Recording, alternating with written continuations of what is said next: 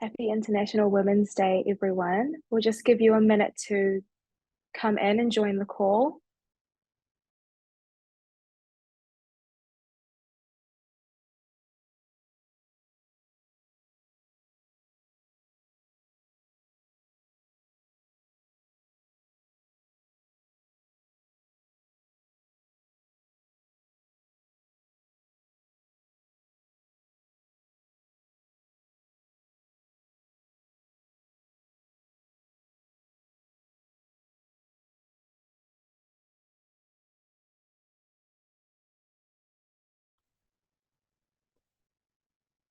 All right, let's get started. Ata Māori e koutou, welcome to our Gender Equal New Zealand speaker series for International Women's Day. I'm going to first open our space with a karakia. Piritia mai rā te tika hei kōrero. Piritia mai rā te pono hei wānanga. Piritia mai rā te aroha hei āwhina I te ngākau a tangata. Kia tū, kia ātia, kia marama, hui e, tae kie. So this translates to allow the truth of the mind to speak freely, allow the truth of the heart to learn, allow the love of humanity to be open to opportunities, so as to stand unencumbered and with clarity, gather, unite. Felt like an appropriate one to start our kōrero today. So this morning, we're going to hear from an incredible lineup of wāhine who will share their stories and their mahi. If we haven't met before, hello, my name's Alicia and I belong to the Wellington branch of Te Kaunihera Wāhine o Aotearoa, or the National Council of Women New Zealand. We aim to support and empower women through driving cultural and political change. Today, the goal of this hui is to celebrate some of the work that women in our neighbourhood are doing to drive change in their communities. We're going to hear from two keynote speakers, have a short break, and then we'll come back for some lightning talks and Q&A time. If you're joining us on Zoom, please use the Q&A function to ask questions, and we'll make sure we have time for a few at the end. But you're not here to hear from me, so let's get into it. Our first speaker is Mira. Mira is a proud Tamil Kiwi born in Tamaki Makaurau, Auckland, and brought up here in Pōneke, Wellington. She graduated and was admitted as a barrister and solicitor last year, and she's currently working in a minister's office in Parliament. Mira is in constant pursuit of breaking down barriers for women and ethnic communities. She's passionate about uplifting minority voices, and this has led to years of active involvement in the not-for-profit and social justice space, as well as several national and international speaking opportunities, including at the United Nations in New York and at New Zealand Parliament. Take it away, Mira. Thank you, Alicia. Kia ora, vanakkam, and good morning, everyone, and happy International Women's Day. Firstly, I just want to say a massive thank you to the National Council of Women Wellington branch for putting on this event today, and also to the amazing president, Alicia, for inviting me to be a keynote speaker. Secondly, a big thank you to everyone who's tuned into this webinar for giving up a portion of your day to celebrate International Women's Day and to play your part in creating a gender equal New Zealand. And just lastly, I would like to acknowledge the incredible lineup of speakers that we have today. Each and every one of them is a powerful force to be reckoned with, and I'm very privileged to be able to open up this event and be a speaker amongst them.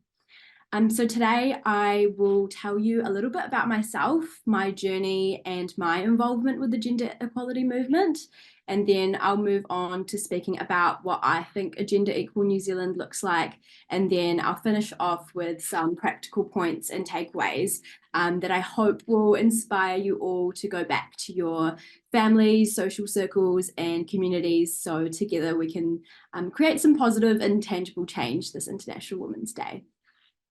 So I'll start off with my journey, and my personal journey starts before I was born.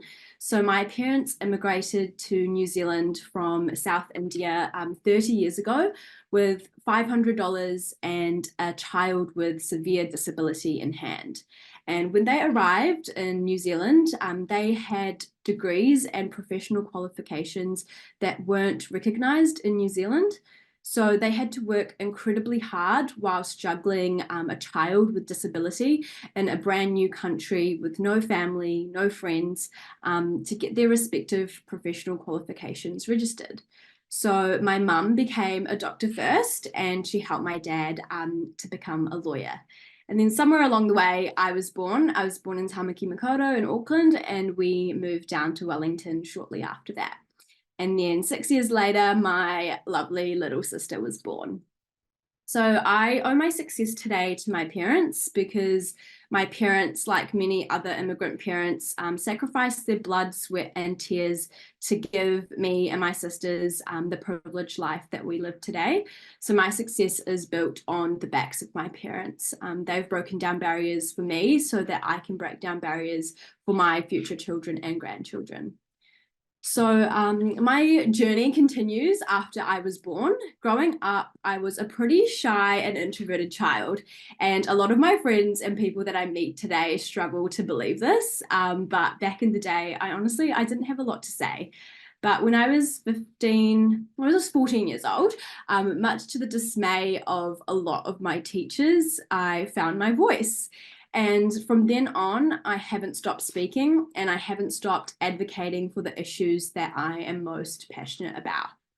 So as an ethnic woman, the intersectionality of our identity means that we experience challenges and discrimination on two fronts: one, for our gender, and two, for our ethnicity or our race. So I can't talk about gender equality without the context of race, because that is my lived experience. So I quickly realized at that young age that gender equality and race unity were the two issues that I was most passionate about and that I cared the most about. So from then on, I did all I could to engage, educate, and empower myself and the others around me about these two issues. So when I discovered my voice and my passion for these two things, the two things combined gave me a fantastic platform to raise awareness of the challenges facing ethnic communities and women. And discovering my voice through public speaking allowed me to stand up for the rights of those who didn't have a voice or didn't necessarily feel empowered enough to use theirs. So throughout my time at high school, I participated in and was a national finalist in several public speaking competitions, like the Race Unity Speech Awards and the United Nations Speech Awards.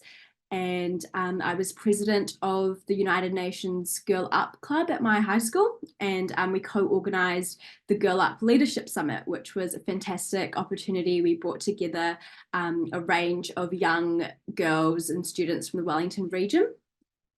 And then in my final year of high school, when I was 16, I was invited to be part of the New Zealand NGO delegation to the United Nations in New York for the Commission on the Status of Women. So for those of you who may not know, the Commission is one of the main United Nations organs that promotes gender equality and the advancement of women. And so every year, representatives from member states, they gather in New York, where the United Nations headquarters is, and they discuss progress on gender equality and how we can advance women worldwide. So I never could have fathomed that in the space of just 3 to 4 years, I would go from finding my voice in my English class in Wellington to representing New Zealand on the global stage in New York.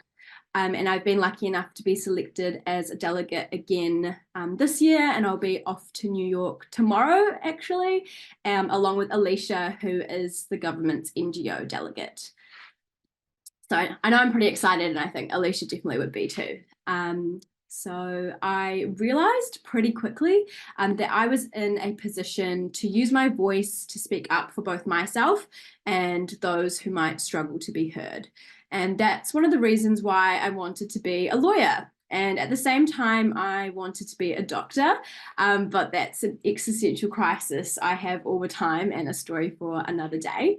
But fast forward to my time at university, I pursued and completed a conjoint degree in law and commerce, majoring in public policy. I graduated last year in May, and then in December, I was admitted as a barrister and solicitor. So during my 5 years at university, I had a part-time job at PwC, which is one of the big four firms, and that translated into a full-time graduate role at PwC Legal last year. So although I was working in a very corporate environment for my time at university, my passion has always been with international law and human rights. That's where my real kind of passion lay. So I was and I continue to be involved very actively in the not-for-profit and social justice space. And I continued my passion for gender equality and race unity through various roles at the United Nations Association of New Zealand, UN Women, Multi-Ethnic Young Leaders New Zealand, my old Girls Association at my old high school, and at university, the Asian Law Students Association. And I now work in the Minister for Women's Office at Parliament, the Honourable Nicola Grigg, and she is on maternity leave at the moment, so I'm working in the Honourable Simon Watt's office, who is our Minister of Climate Change and Revenue. So I feel like I've talked a fair bit about advocacy and how that's played a big role in my journey of how I've got to where I am, but I'd also like to touch briefly on mentoring, because that's also been a really big part of my journey as well up until now. So I'll take a momentary pause here, one to give me a little break and also to give you a little break. But I would like everyone to close their eyes. And it's funny because this is a webinar, so I actually can't see any attendees closing their eyes. So I'll take it that you have closed your eyes for a moment. And when you hear the word lawyer, what do you see? I'll take a punt and assume most of you may have pictured a middle-aged Pākehā male. I'd be lying if I said I didn't too. When I first heard this question, now I hear the word lawyer and I think of myself, or I think of my dad, which I think is a big step. But typically, I think we think of that specific demographic. And I think that is due to the fact that that demographic is what we see in those positions of power and senior leadership. So I'll take a tangent and tell you briefly about one day when I was at a work drinks and I confronted a senior partner from a big law firm, and I did a little bit of research before talking to him, and I said, did you know you have more partners called David than you have female or ethnic partners? And he took a step back for a second and he didn't know how to respond, but he said it's something that they're working on.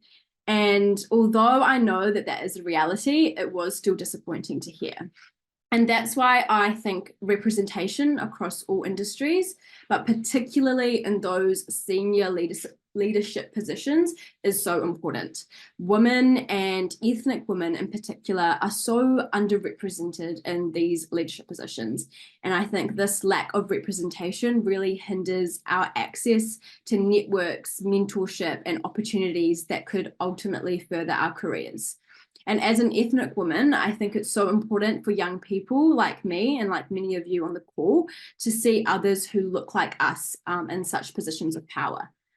So as part of the Asian Law Students Association, I was the mentoring liaison, where amongst other things, we connected Asian law students with older mentors and young professionals in the legal profession.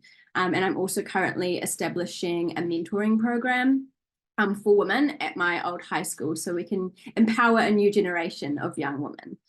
And I've had a mentor and been a mentee throughout my time at university and at work, and I have found it incredibly invaluable for my growth. Having a mentor who shares a similar background, I think is incredibly empowering, and it also provides opportunities that we may not otherwise receive.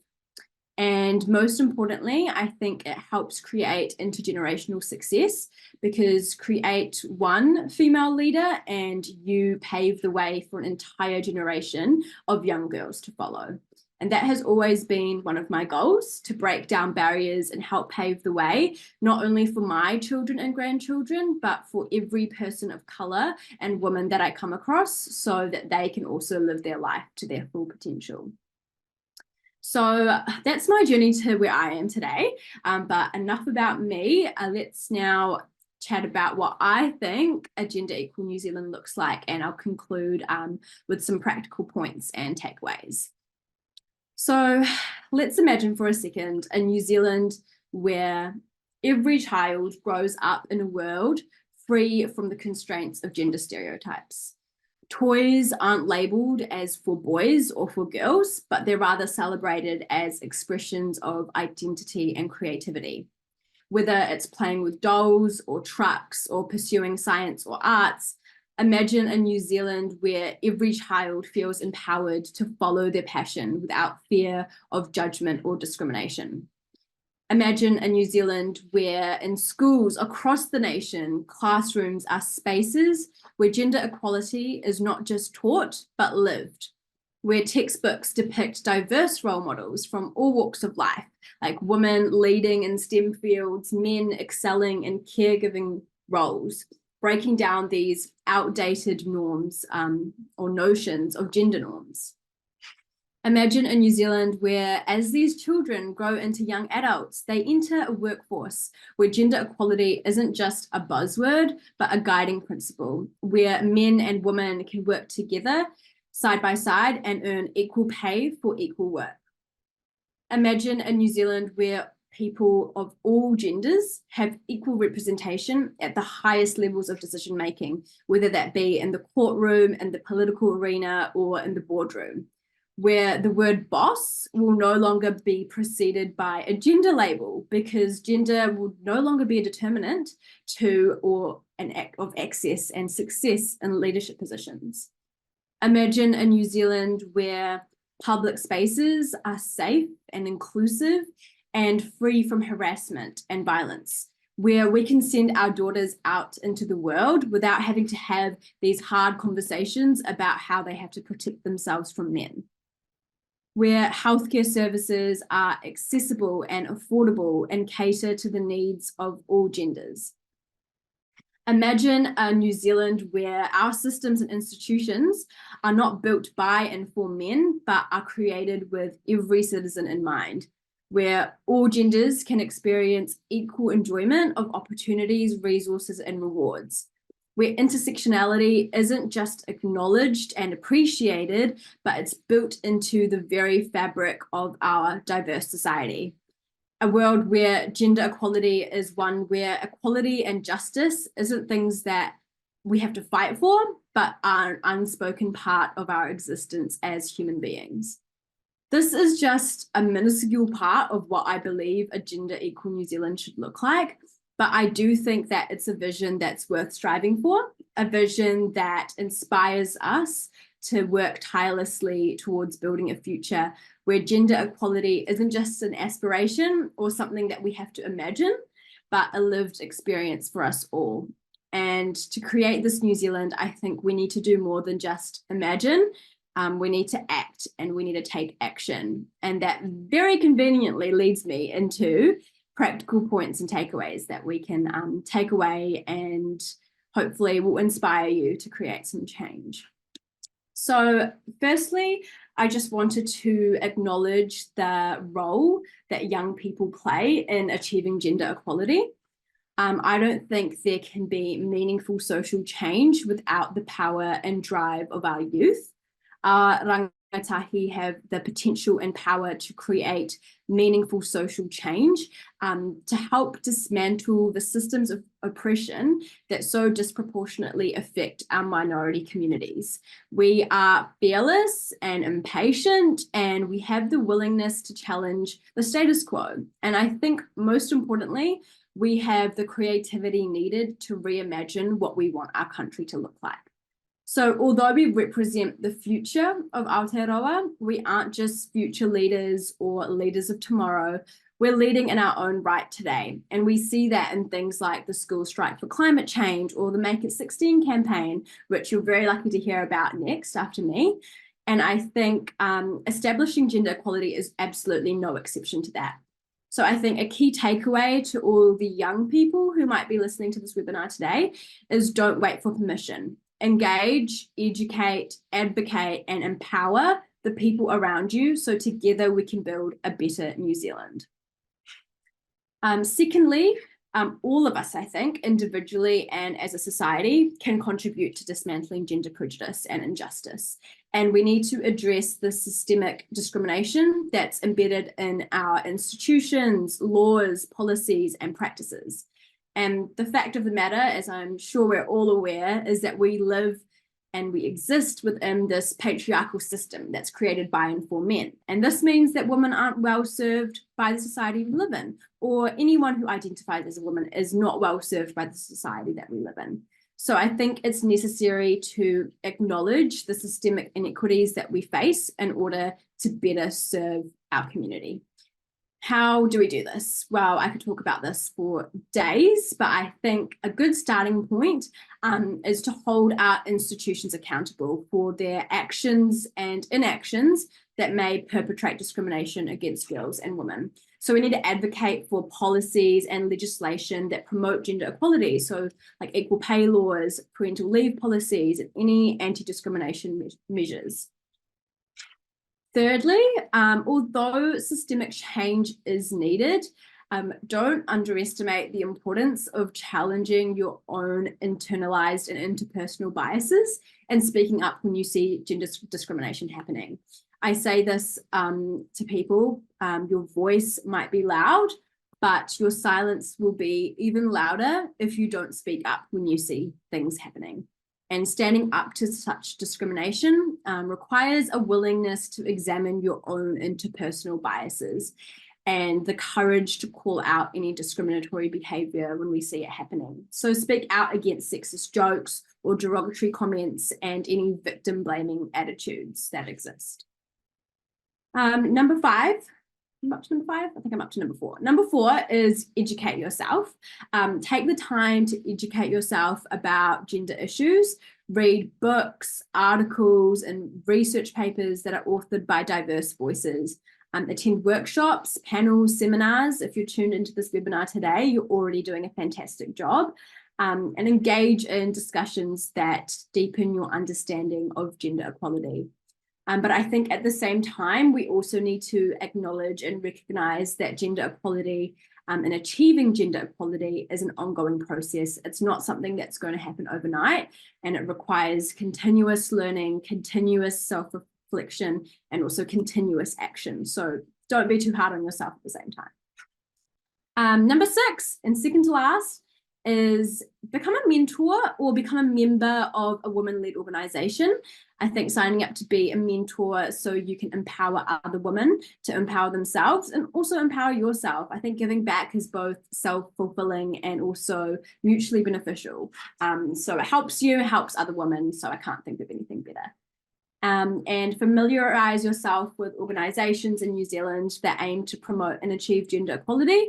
So sign up to be a member or be on a committee of organisations like, of course, National Council of Women, there's Graduate Women, UN Women, there's a range of organisations, and these organisations are always looking for volunteers, and I think it's a fantastic way to give back, meet like-minded people, and find power in a collective voice.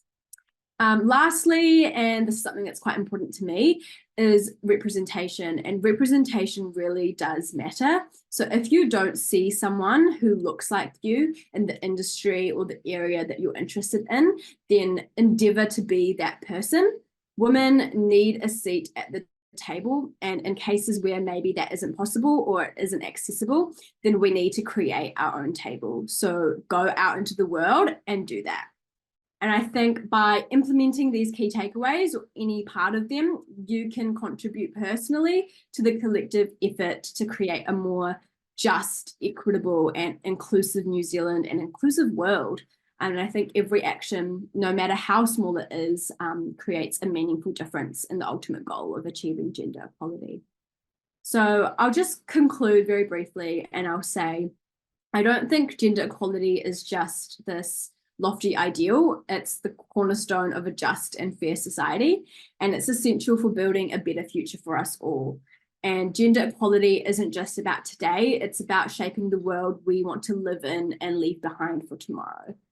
And amidst all the challenges that we face, I think there is still hope. There is hope that's born from the countless individuals, organisations and movements dedicated to the cause, from the suffragettes who fought for the women's right to vote to the activists today who march. The journey towards a gender equal New Zealand, I think, is felt by us all. And every single one of you has the ability and power to break down barriers, to create change in your own way. And it doesn't have to be groundbreaking. It could be as simple as challenging someone's view, so that the world that we leave behind for our children and grandchildren one day is a world that we can be proud of. And like Maya Angelou says, each time a woman stands up for herself without knowing it possibly and without claiming it, she stands up for all women. So happy International Women's Day, everyone, and thank you.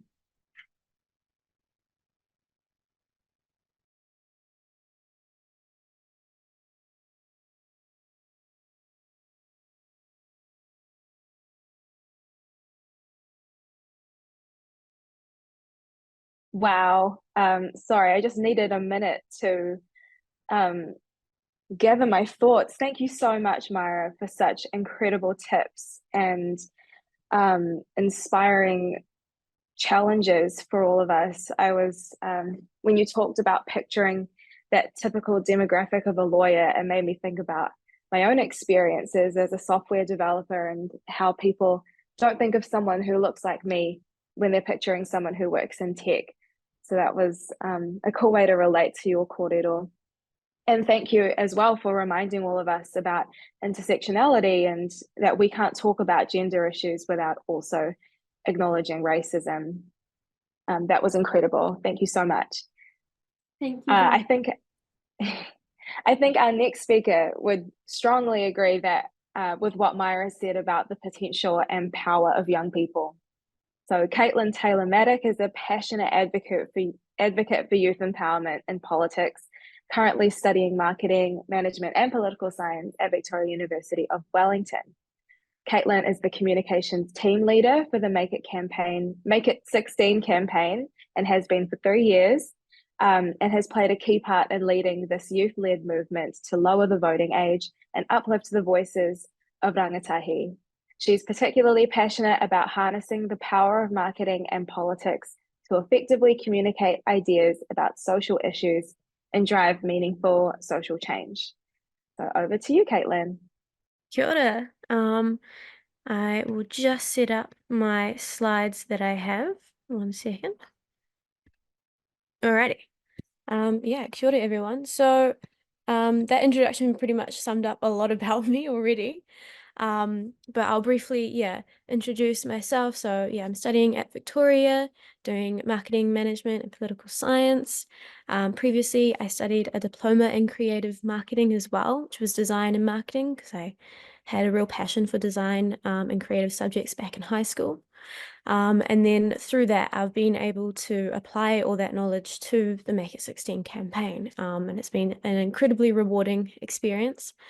I first joined the campaign when I was just about to turn 18, and I found out my birthday fell 2 days short of the election, and I got really annoyed because, I was about to go out and move out of home and pay rent and work and study and be basically a functioning citizen, but I couldn't vote and have a say on what type of government was calling the shots on things that affected me and my future. And my other peers had the same sort of experience. And so I complained to anyone and everyone that would listen to me about this issue, and someone dropped the name Make It 16. And I guess the rest is history. I got involved and eventually started agreeing to different jobs to help out, and that kind of formed its own little role as the communications lead. And so the main thing I was doing was running the social media and the marketing side of the campaign, building up the brand and making all the pretty flyers and posters and all that stuff as well. So I'm here because Make It 16 was asked to share our journey and hopefully some helpful lessons and tips and tricks that we've learned as a young group of people campaigning on a social issue. Apologies, my alarm just went off.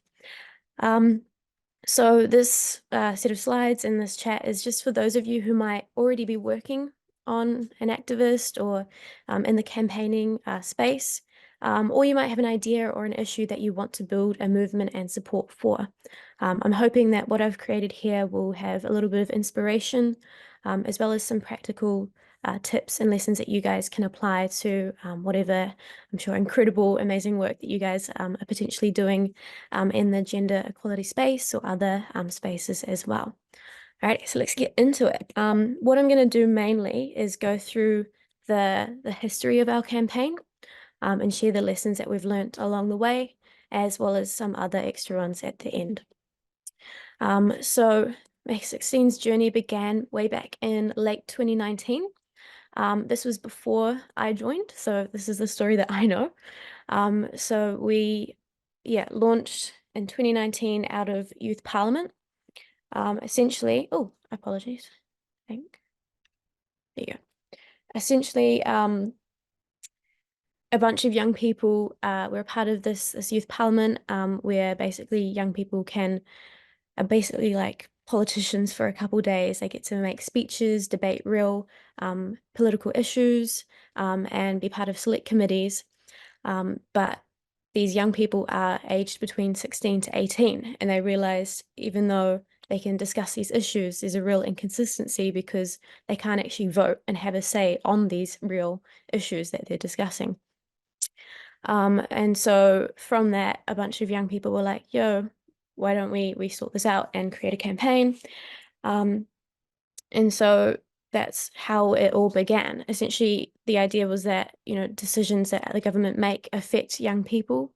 If you're thinking about things like education, youth mental health, climate change, and even public transport, all affect young people under the age of 18.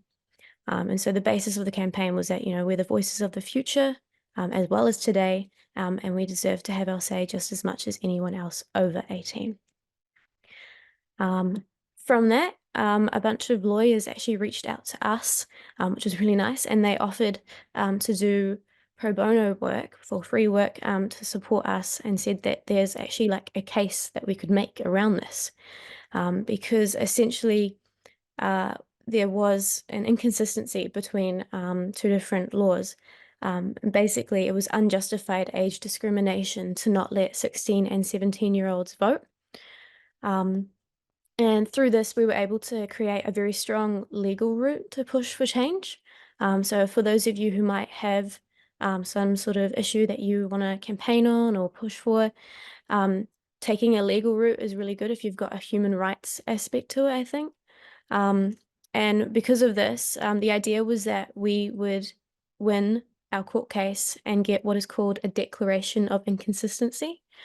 And that's when the judiciary, which is one of the three branches of our government, and acts as like a check on the other parts of our government's power, on Parliament's power and government's power.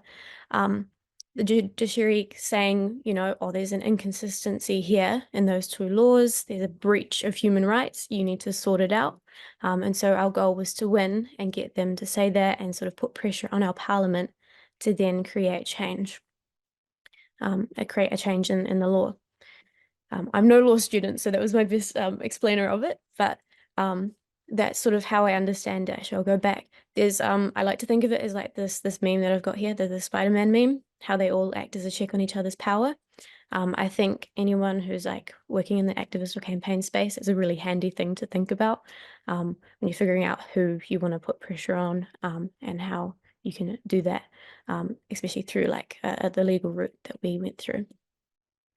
Following this, we had a documentary crew following our experience going through the first level of the courts in New Zealand, the High Court. Unfortunately, we didn't win at that stage, but we were able to take that to the Court of Appeal and then eventually to the Supreme Court, which I'll mention later on in our journey. But this was a really great moment for us because through going through the High Court and having documentary people following us, we were able to build up a lot of media, and this built up the credibility of our campaign. So credibility is something really important when trying to get or communicate your ideas out there. If people don't see it or know about it, or know that you're doing this action.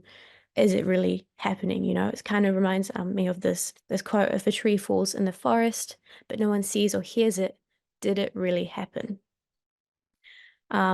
And so, yeah, it was really cool to get a documentary out there. Even though it ends on a slightly sad note that we lost in the High Court, we have more exciting stuff that happened for us later on following that. Next, we had a petition, and we gained over 7,000 signatures back in 2022.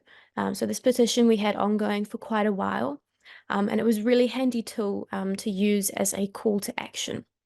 So having a call to action for a campaign is really important, because you might be talking to someone about your issue and saying all these amazing stats and saying, yeah, and this happens, and young people are taxpayers, or young people, you know, aren't being listened to, and all these issues. And someone goes, yeah, cool, I want to support. How can I do that?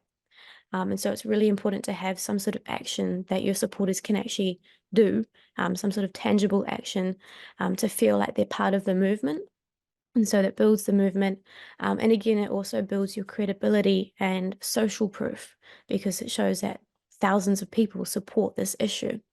And this is something really important when putting pressure on politicians to encourage this change, is ultimately politicians will support things and do things if they know the general public supports it and wants it, because ultimately politicians want the general public's votes, right?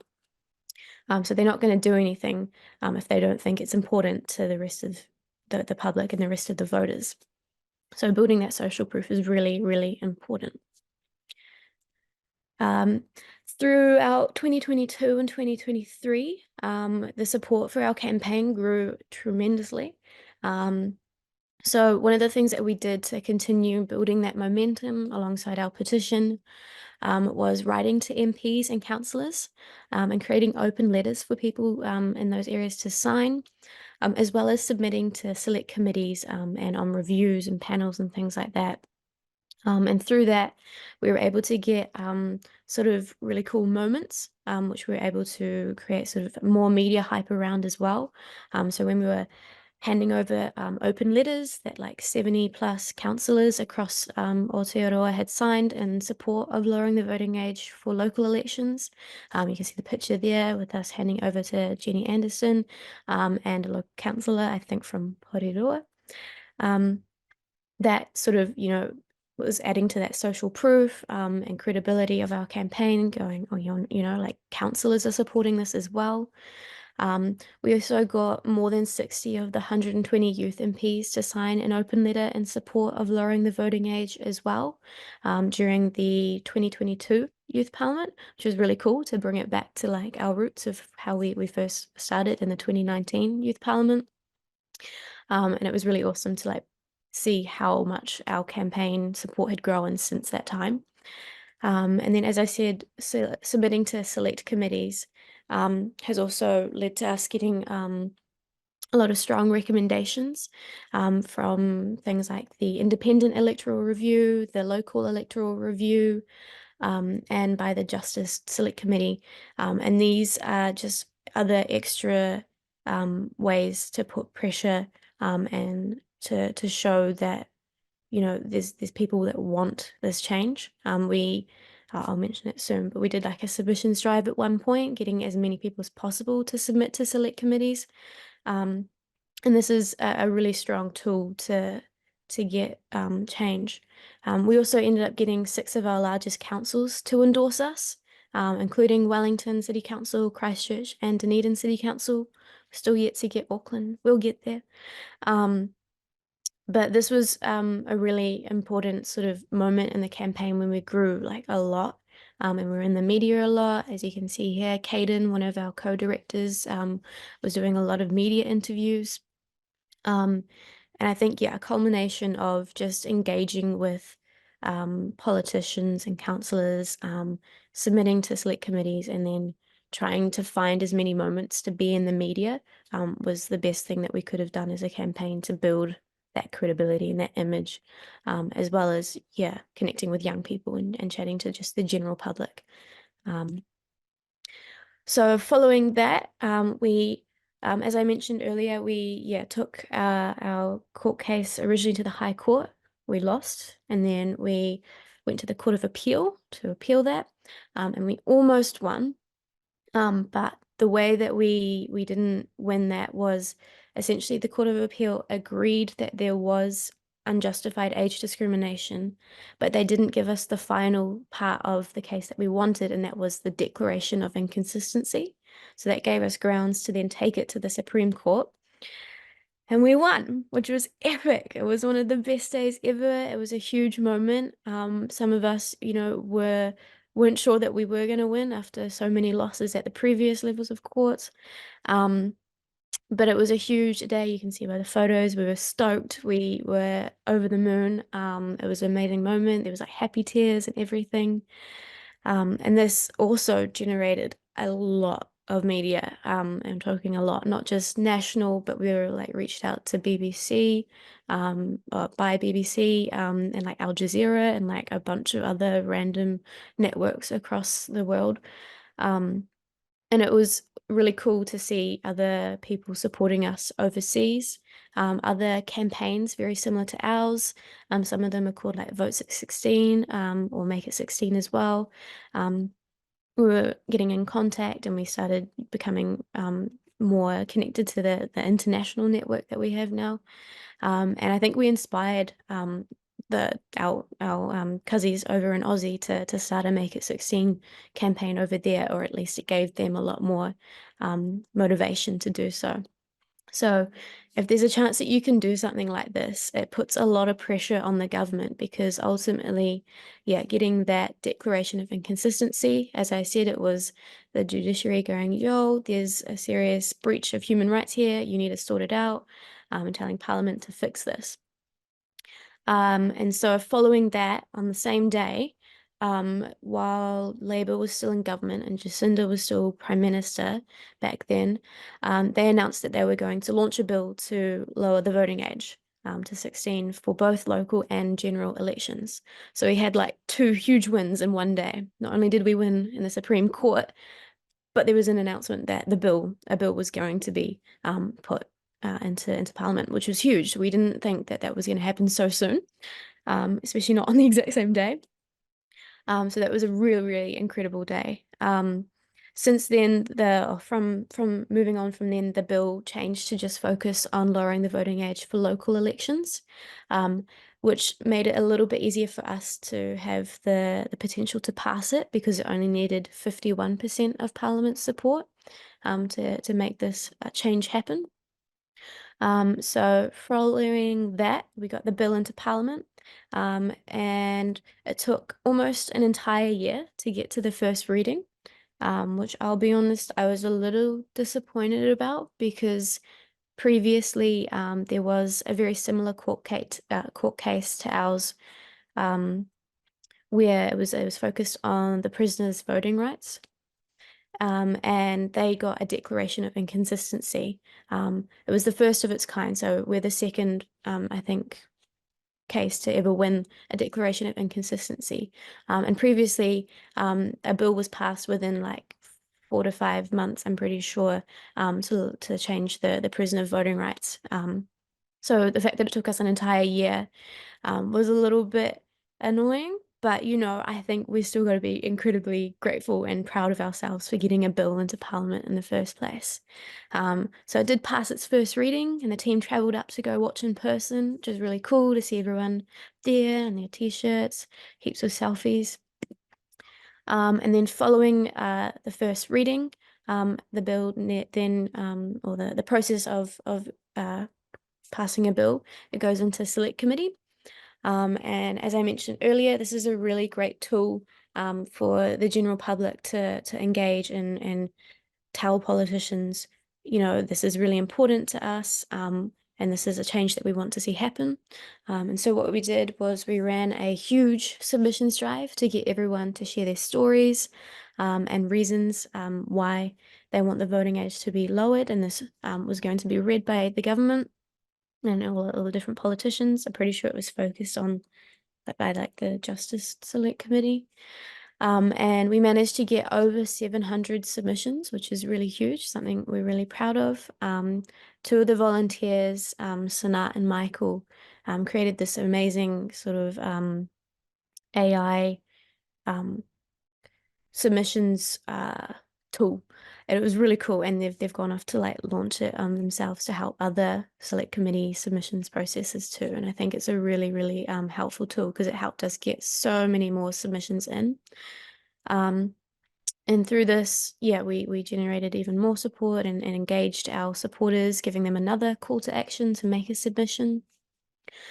And then we sadly found out that the bill was culled. So with a new government in, they have the opportunity to just withdraw any bills that haven't been fully gone through the process and passed, that were left like stuck halfway from the previous government that had left. And so the new National Act government that we have formally withdrew the bill, which was really, really disappointing. I can't say it was a complete surprise. We had a feeling that was going to happen because our current government isn't the most supportive of youth, I would say. But this also meant that the over 700 stories and letters that our supporters wrote won't be read, which I think is the most frustrating thing. And I think is just, it just really kind of relates to why we wanted this change, is because young people continually aren't listened to, are ignored, and this is just a showcase of that. I've got some pictures here of some news articles. One of them is from, some from the Taxpayers Union, of all people, decided to create a petition against lowering the voting age, which is interesting because 16 and 17-year-olds actually work and pay income tax as well. So yeah, I just wanted to mention that you will, if you do go campaigning and stuff like that, you might find that you might have people pushing against you. But ultimately, I think that is kind of one of the biggest compliments in a way as well, is that you've gotten to that level where there are people trying to actively push against you. I like to see it as a compliment. I feel like that's a more positive way to see it. And then we've also, had some politicians come out and say that lowering the voting age is dopey or just doesn't make sense, which is really not true, the complete opposite. And one of our co-directors, Sage, in response to that exact thing that David Seymour said, was that democracy is when voters pick their politicians, not when politicians pick their voters. And I think that's really a poignant quote for us to continue to think about, especially since this government, culled our bill, which was ultimately going to only expand the voters, strengthen democracy, and allow more people to have their voices heard. And it's not very supportive of democracy when politicians pick their voters. So following from that, I just want to share some extra lessons that we've learned from our journey, or that I have, especially being part of this campaign, being a youth activist and a campaigner. One thing I would say that the most important thing is to make sure that you get support from everyone, the general public, politicians, academics, organizations, even more. You can't just go through and do one of those sort of people or a few of those groups of people. I continually sort of reflect, and I think we definitely did rely very heavily on our legal kind of route for our campaign and relying on academics and the legal stuff. And I think we could have done a little bit more, trying to engage even more with the general public. But like I said, we're a very small group of young people. There's only so much we can do, and we are still a very young campaign, only about 4 years old really. So I think the work that we have done in that time is still pretty impressive. But ultimately, you want to try and get support in all of those areas, and show it, because like I said, that'll build your credibility. Another important one is find your team, find your people. Regardless of what area you want to create change in, it's much better to do it together with other people. I like to think of this quote a lot, as I used to be someone who used to try and just do everything by themselves, I realized that that's impossible if you want to go further, you know. So if you want to go fast, go alone, but if you want to go far, go together. And I think that's what helped our campaign get so far, was because we'd worked together as a team, and we're all volunteers, so we all jumped in when we had capacity. Another one is burnout. Burnout is real. But I think another thing that's really important to think about is if you can't help others, you can't help others if you can't help yourself first. I know there's like a story about how everyone brings up is when you're on the plane and if the what's it called, the breathing things come down, they always tell you to put it on yourself first before helping someone else put it on. And I think that's a really good explanation of, especially if you're working in this kind of space where you're wanting to create change or help communities. Ultimately, you can't give everything or give your 100% if you're not at your 100%. And there's nothing wrong with wanting to take breaks or have a breather, and allow yourself to be sort of, what's the word I want, to come back to your 100% to then help others again. And lastly, celebrate your wins. Like I said, I think even though, you know, we were really disappointed to hear that our bill was culled, the fact that we were able to get a bill into Parliament within 3 years is pretty damn impressive, considering there's been other campaigns pushing for changes that have been going on for decades. You know, there's been like people who've taken 10 years to get a bill into Parliament or even longer. So I'm very, very proud of us, and I know the rest of the team is very proud of all the amazing stuff that we've been able to achieve. Lastly, I want to end on the highest note is that we are continuing to fight.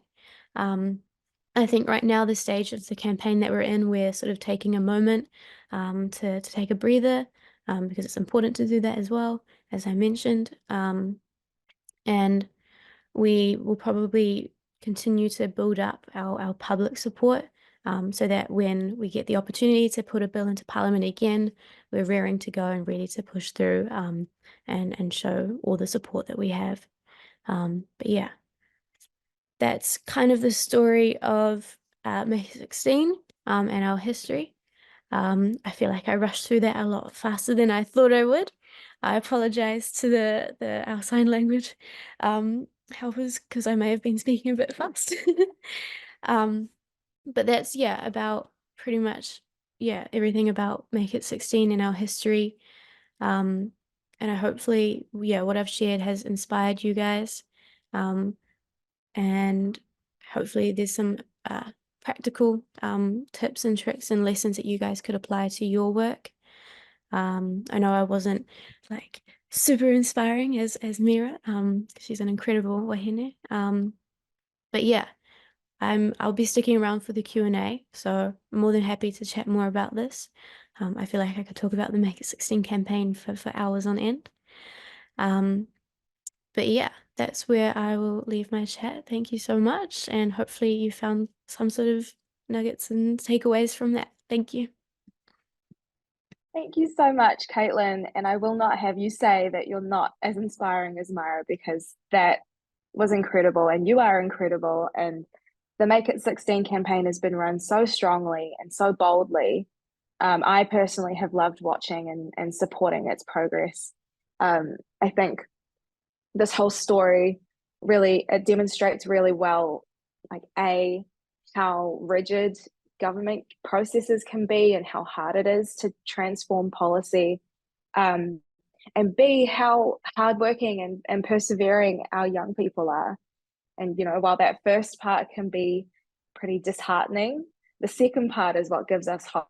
And so we'll be looking out for however we can support what's next for the campaign. So thank you so much for sharing. Yeah, thank you so much. And I heard you on that point about burnout being real. So on that note, we're going to take a break. Please go and top up your coffee, your water, stretch your legs, keep this webinar open, and we will see you back here at 10:40 to get into our lightning talks. Thanks, everybody.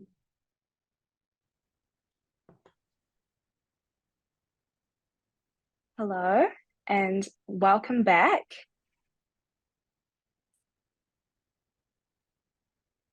Cool. So we're now into the lightning talks session.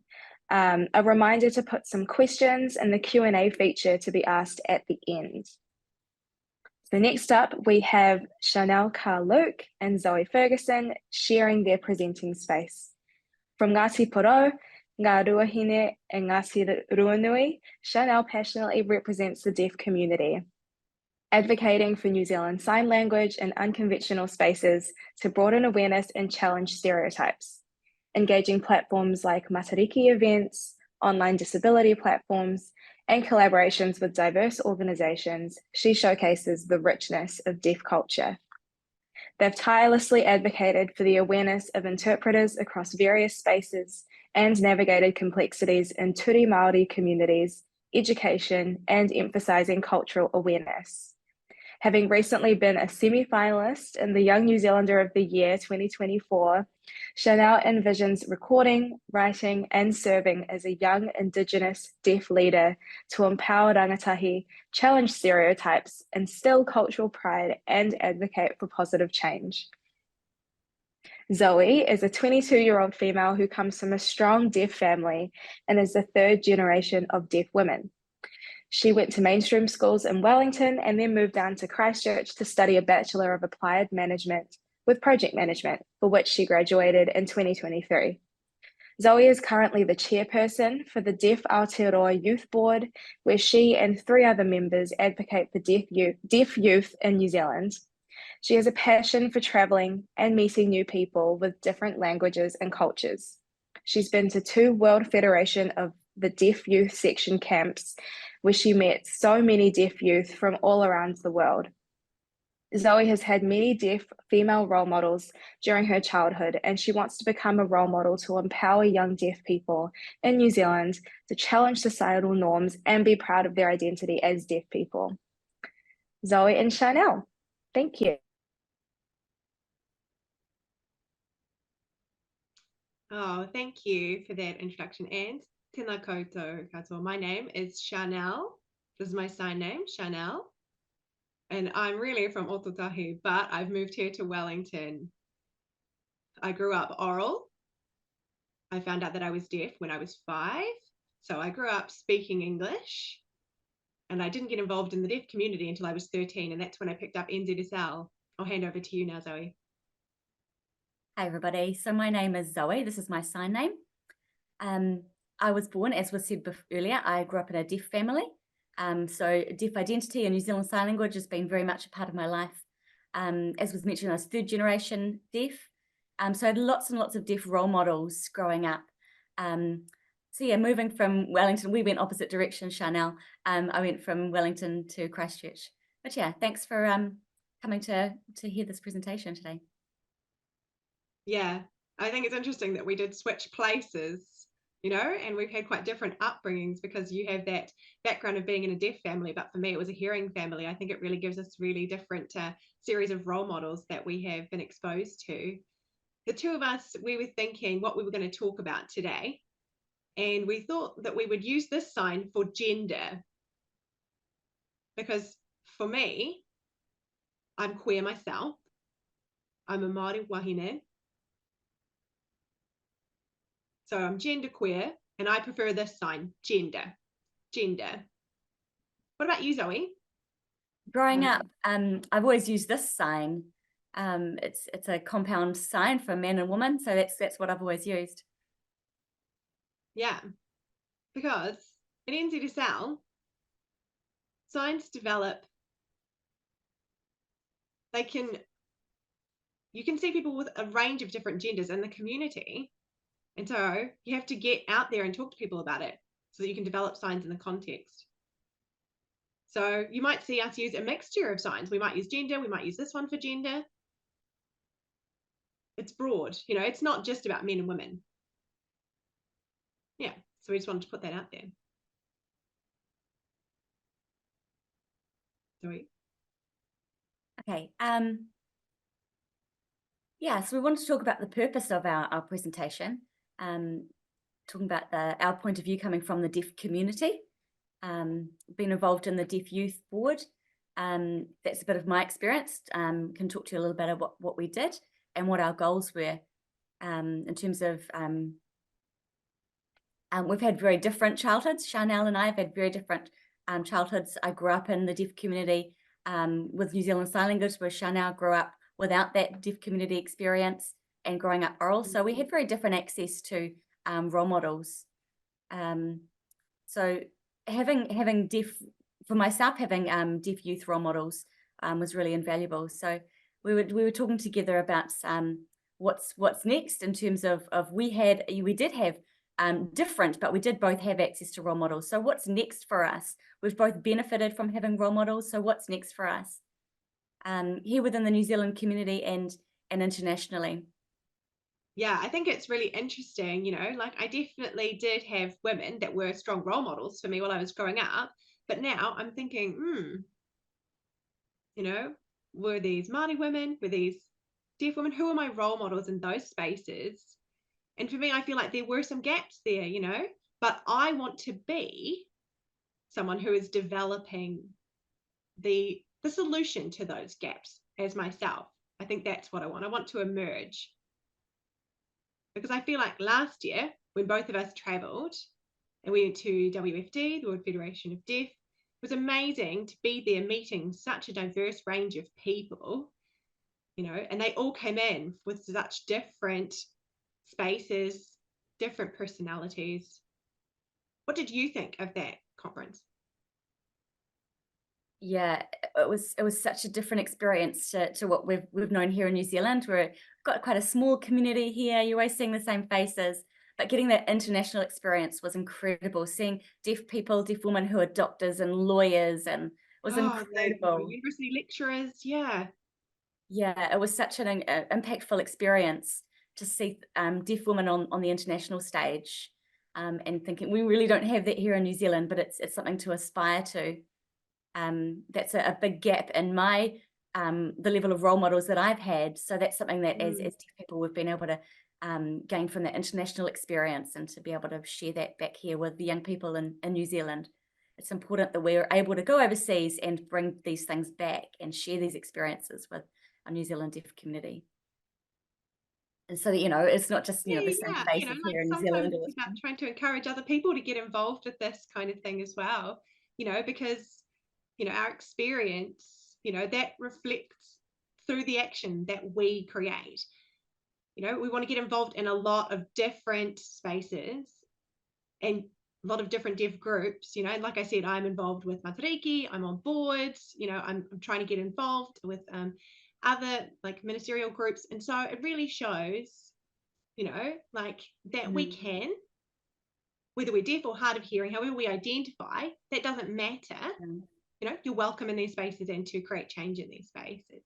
So I think both of us have had this in the back of our minds, thinking about how we can get involved and how we can prove to people out there, you know, especially people who are ableist in the community, in the hearing community, actually, you know, to show them that we can achieve, you know, regardless of the context, we can succeed and achieve just by showing up.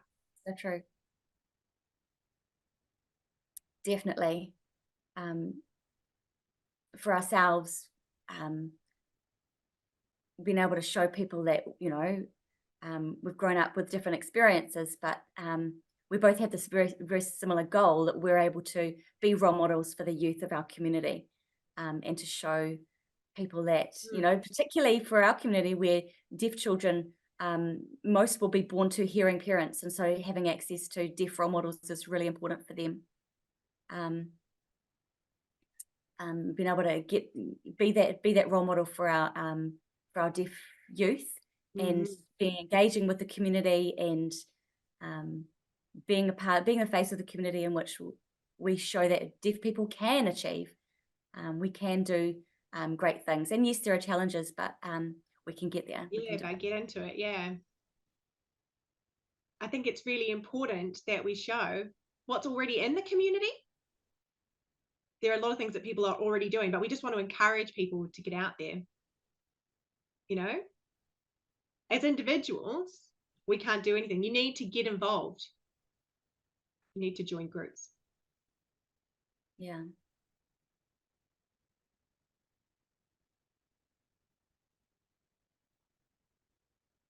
The other thing that I wanted to talk about was 95% of deaf children are born into hearing families.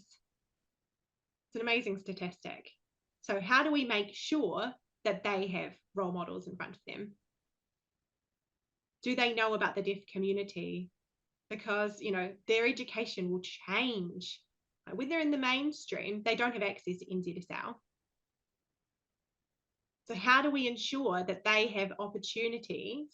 And that's a massive challenge right now. You know, growing up, I saw a lot of male people leading in deaf spaces, but yeah, not so much, eh? Not so much now. I wanted to see more female and female presenting people in those roles. We have something to offer. You know, there's so much that we can bring. So I just want to see more of it. Yeah, I agree. It's definitely a goal of ours for us, for me in my role of chair and the work that you do as well, just making sure that we continue on improving things for the future for our deaf youth.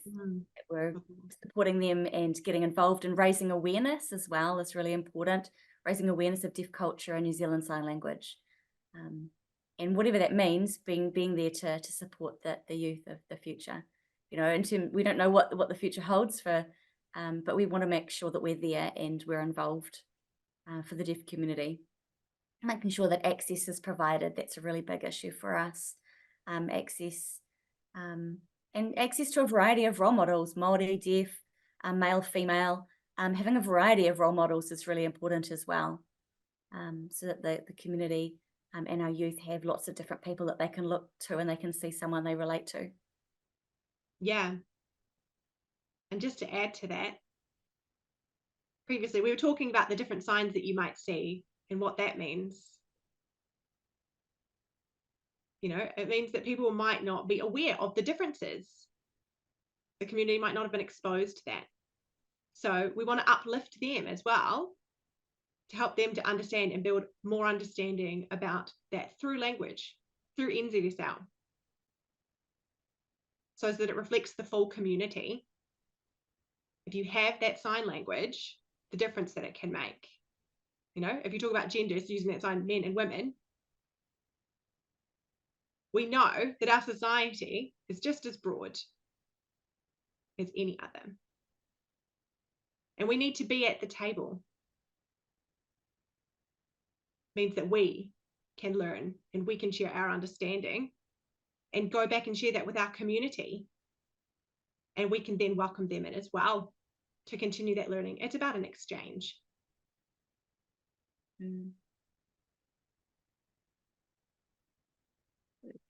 It's probably us, isn't it? Really? Yeah, I think that's the main things that we wanted to put a spotlight on. Yeah, just saying, yeah, the role models that we had while we were growing up. Talk a little bit about the signs. Yeah. And also some of the actions that we want to see going forward. Thank you so much. Thank you. Oh, thank you both. That was such a fascinating statistic about 95% of deaf children being born into hearing families. I'd never heard that before. And it really makes you think about what the limitations are and what boundaries society creates and what change we could be making ourselves. Thank you for talking about role modeling. This year's UN Women theme for International Women's Day is Inspire Inclusion. And you're both such role models yourselves. And I know that you will have inspired everyone listening to make sure that their inclusion and their feminism includes deaf people, if it doesn't already. So thank you. We're so grateful. Oh, thank you. I think, you know, it's really important, right? To just build on that identity. It's complicated. It's complicated, you know?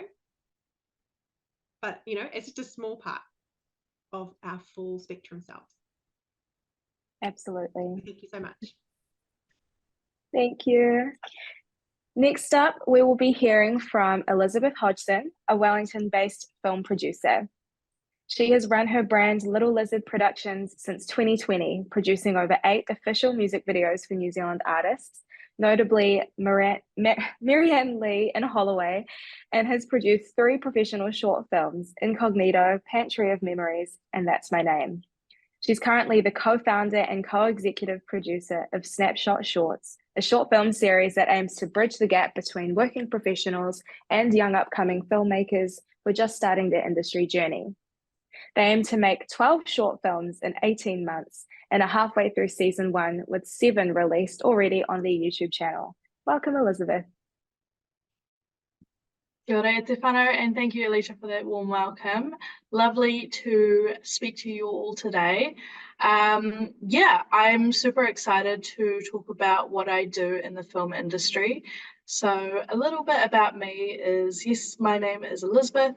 I am a 22-year-old film producer from Wellington. I've been here for 4 years now, but I'm originally from Tauranga, so from the Bay of Plenty.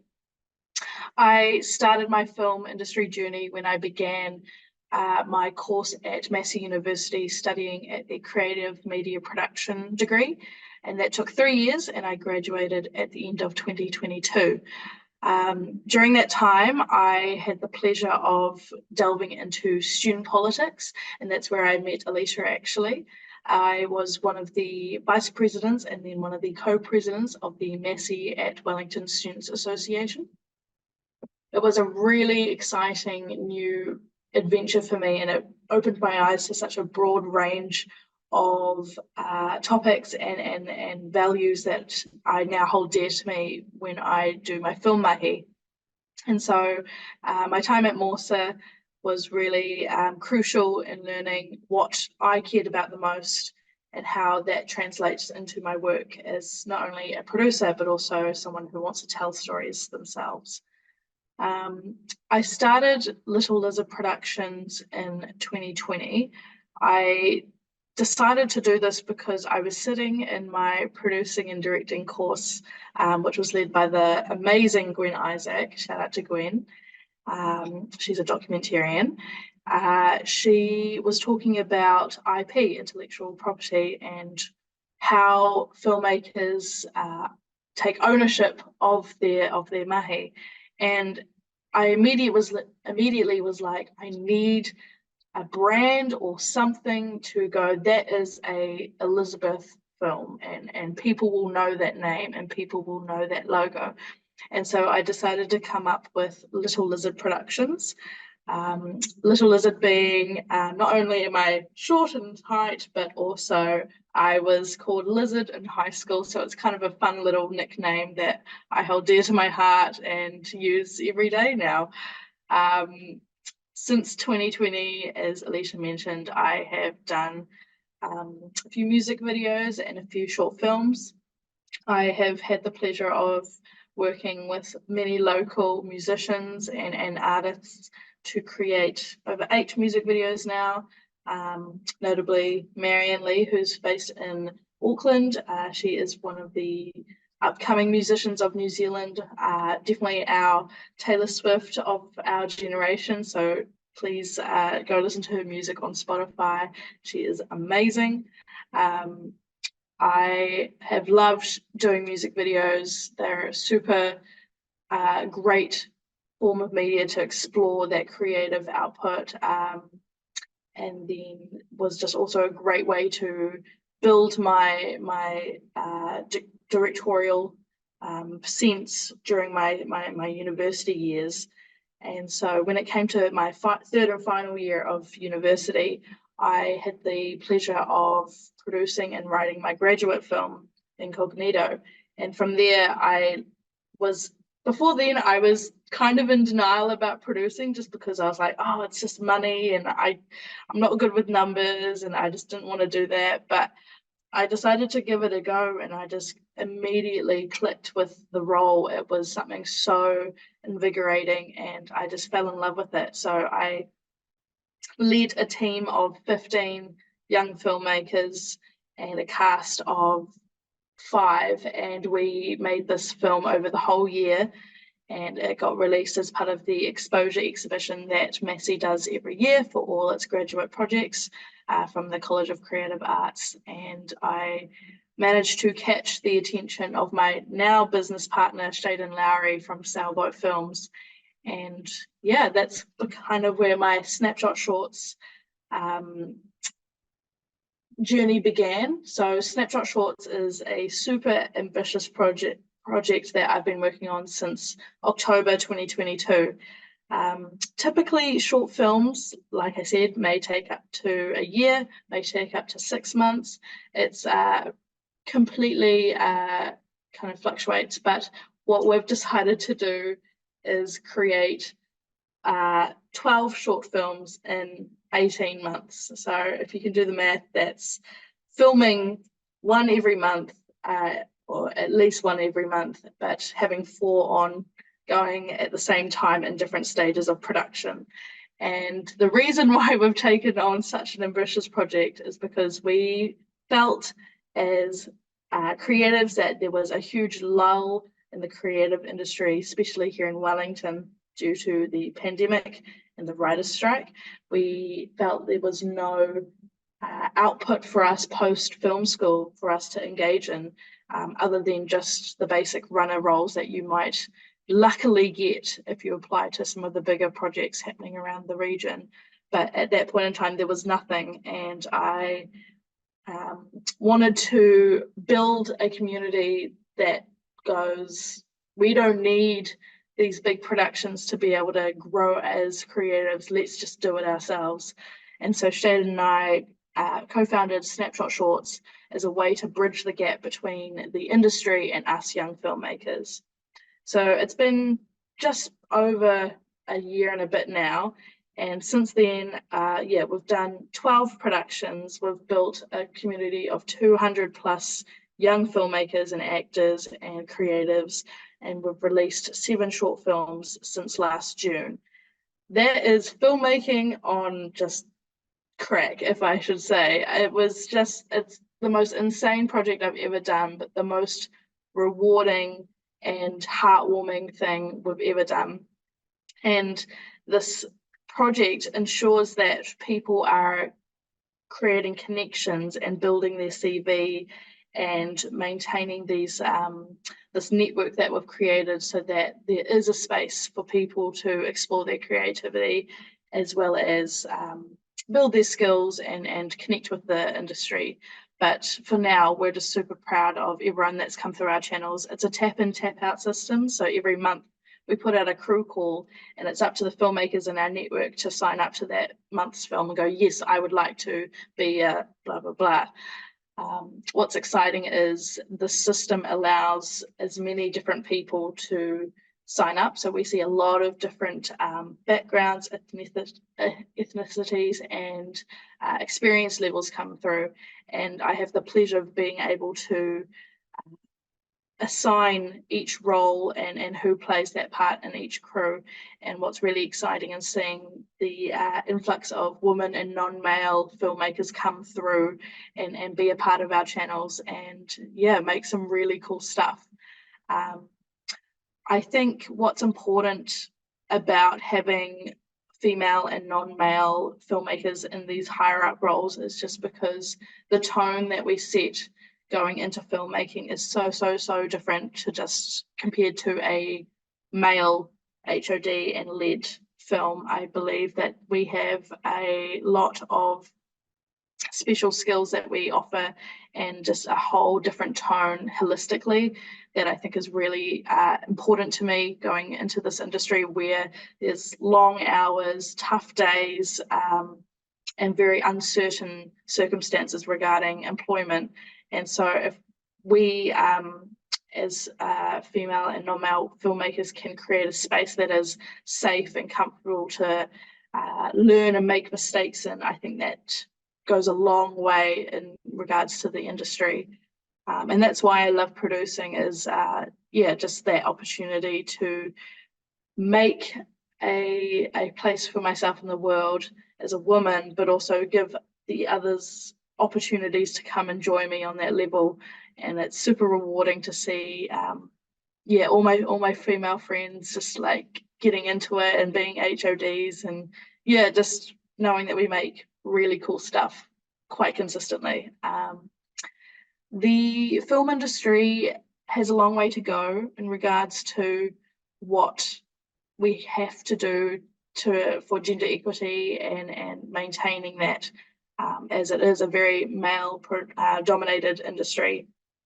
And the reason I'm passionate about this is a couple of years ago we were asked in a class I had at university, who are your influences, who are your inspirations when it comes to your creative mahi?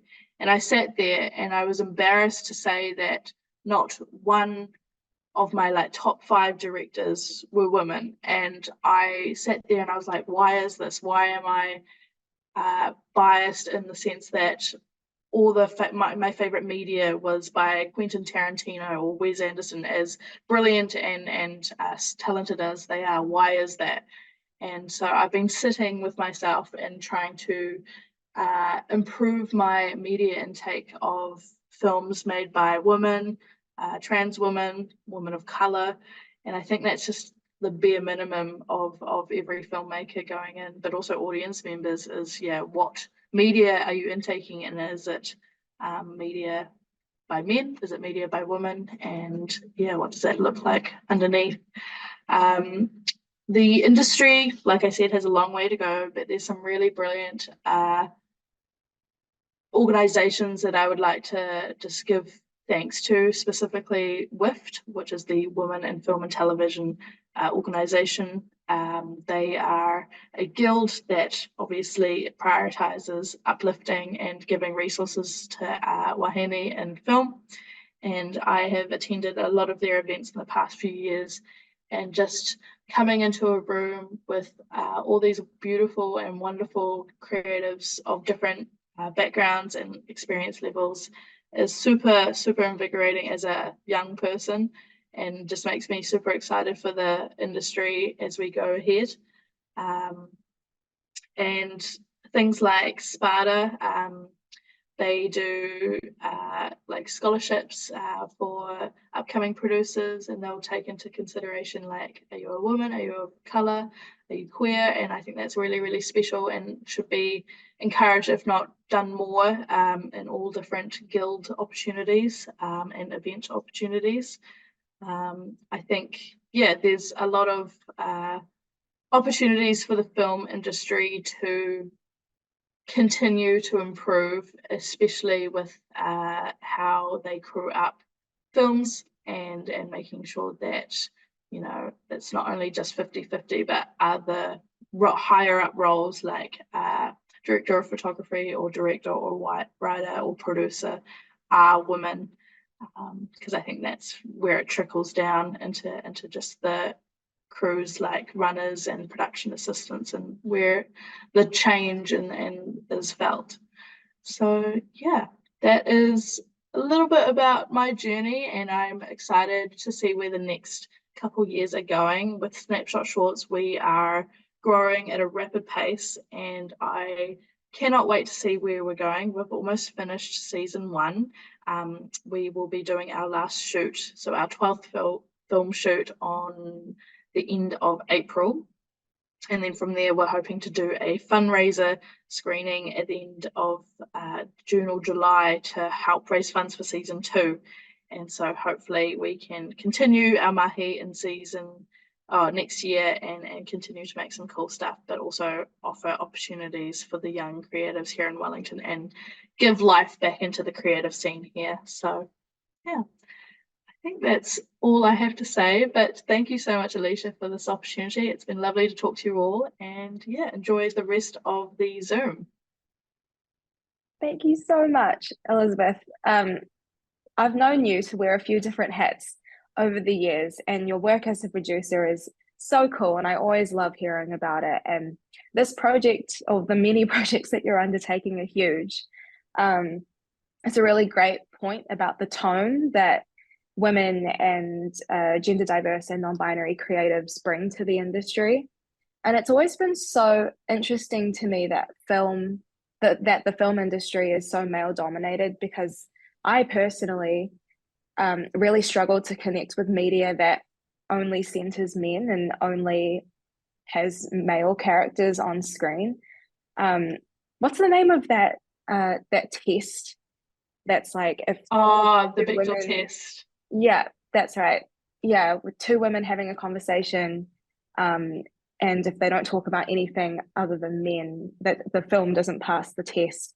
I know it's only like it's a theory and it doesn't apply all the time, but it's not perfect, but it's a pretty interesting measure to hold in our heads when we're watching and engaging with media. So thank you so much for sharing, and I can't wait to see more stories by and about and for diverse communities coming out of your channels. So thank you.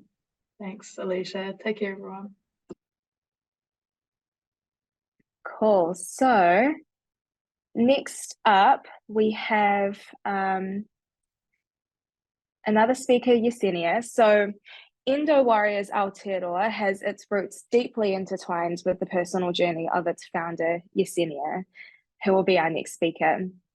Yesenia's lineage travels back to the indigenous community of Chile. She was born in Wellington, here in Aotearoa, and she learned about her Latina culture and the importance of advocacy and aiding others, strength and determination from her father. All of this laying the foundation for her future endeavours. Endo Warriors Aotearoa operates as a charitable organisation with a mission to raise awareness and provide education on endometriosis and menstruation. Their objectives include enhancing support and medical care for individuals affected by endometriosis, combating period poverty, and offering free products to those in need. The organisation also conducts educational initiatives in schools and workplaces to foster understanding and support for those grappling with these issues. Thank you, Yesenia. Thank you. Kia ora. Can you hear me okay? Just trying a new headset.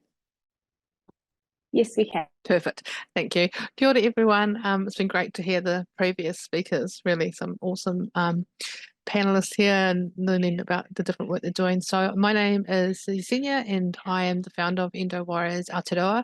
And as mentioned, we do various work for people that have endometriosis. We were the first charity in Aotearoa to be inclusive of all genders that have endometriosis. And we help people in our local community, so from Wellington all the way up to Masterton, with period products, whether that be sending them out to them, or we also have baskets around community spaces where people can just access them. They don't need to ask anyone, so we're breaking down those stigmas where people can just go in and access it and have it, and that varies from single-use products to reusable products. So a bit about endometriosis. It's more common than diabetes and asthma. And the current stats overseas, we don't have any New Zealand stats because there's no funding or anything in New Zealand for this illness, so no stats around it. But it's 1 in 7 assigned female at birth have this illness.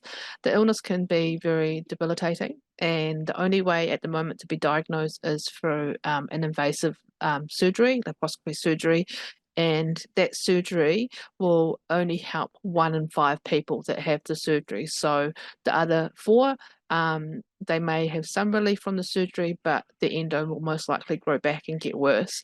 I myself have had 8 surgeries, and each surgery led to things getting worse and worse, and that's part of the reason I started Endo Warriors Aotearoa. We do various work. We've just finished a medical cannabis and CBD study, which was the first in New Zealand, and that will be published shortly. We did that with our board member, who's a research fellow, Dr. Claire Henry, in Otago University, and that's shown some really amazing results on the changes that people had by using those products. Things like their pain was a lot easier to manage, really just helped them a long way. So we're really looking forward to the study coming out, and again, we're really working hard to break down those stigmas and those barriers for people with endo and chronic pain accessing help and things like that, especially around things like medical cannabis, which have such a massive stigma around it already. So endometriosis is an illness where tissue similar to the lining of your uterus grows outside the uterus. It can go on the bowels. It's been found on the brain a couple of times in the world, and it grows everywhere. And basically what happens is each month when you get your period, your uterus builds up, and if you don't become pregnant, then your uterus breaks down and you have your period. With endometriosis, because that tissue that is similar to the uterus grows outside the body, throughout the month, that tissue starts to build up blood, thinking that it's going to have a period. But then when it starts to break down, there's nowhere for that blood to leave the body. So you start to bleed almost internally, and that causes a lot of inflammation and pain, and that can lead to a lot of adhesions and basically things sticking together. So for example, at the moment, my ovaries are stuck to my bowels, which makes ovulation very painful, and when I'm in an endo flare-up, even more painful. So it's quite a hard illness to have, and it takes approximately, from the first time someone goes to a doctor with symptoms, about 9 years to actually be diagnosed, and that's a generous 9 years. Some people it takes up to 10, 15 years. With endo, there's so many different symptoms and there's no cure at all for this illness. So unfortunately, what works for one person with endo may not work for another person, and it can really vary, and it's got a stigma around it of being a woman's illness, and so it's not taken seriously. For example, I spoke to a mum yesterday whose daughter is only 14 and has been bleeding for the last month consistently and had to change multiple pads, period products and things like that, fainting, not able to attend school. She's in a lot of pain. They've been to the doctors put her on the pill. They ended up putting her on the wrong pill, which caused more problems, but they haven't done anything else to investigate why she's bleeding or why this is happening.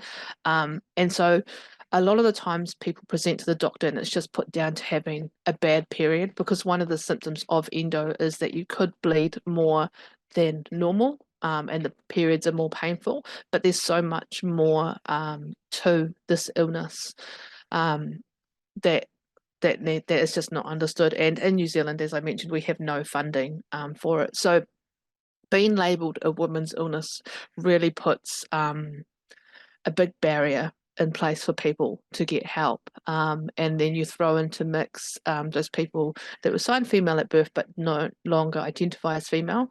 It puts even more barriers in place for them.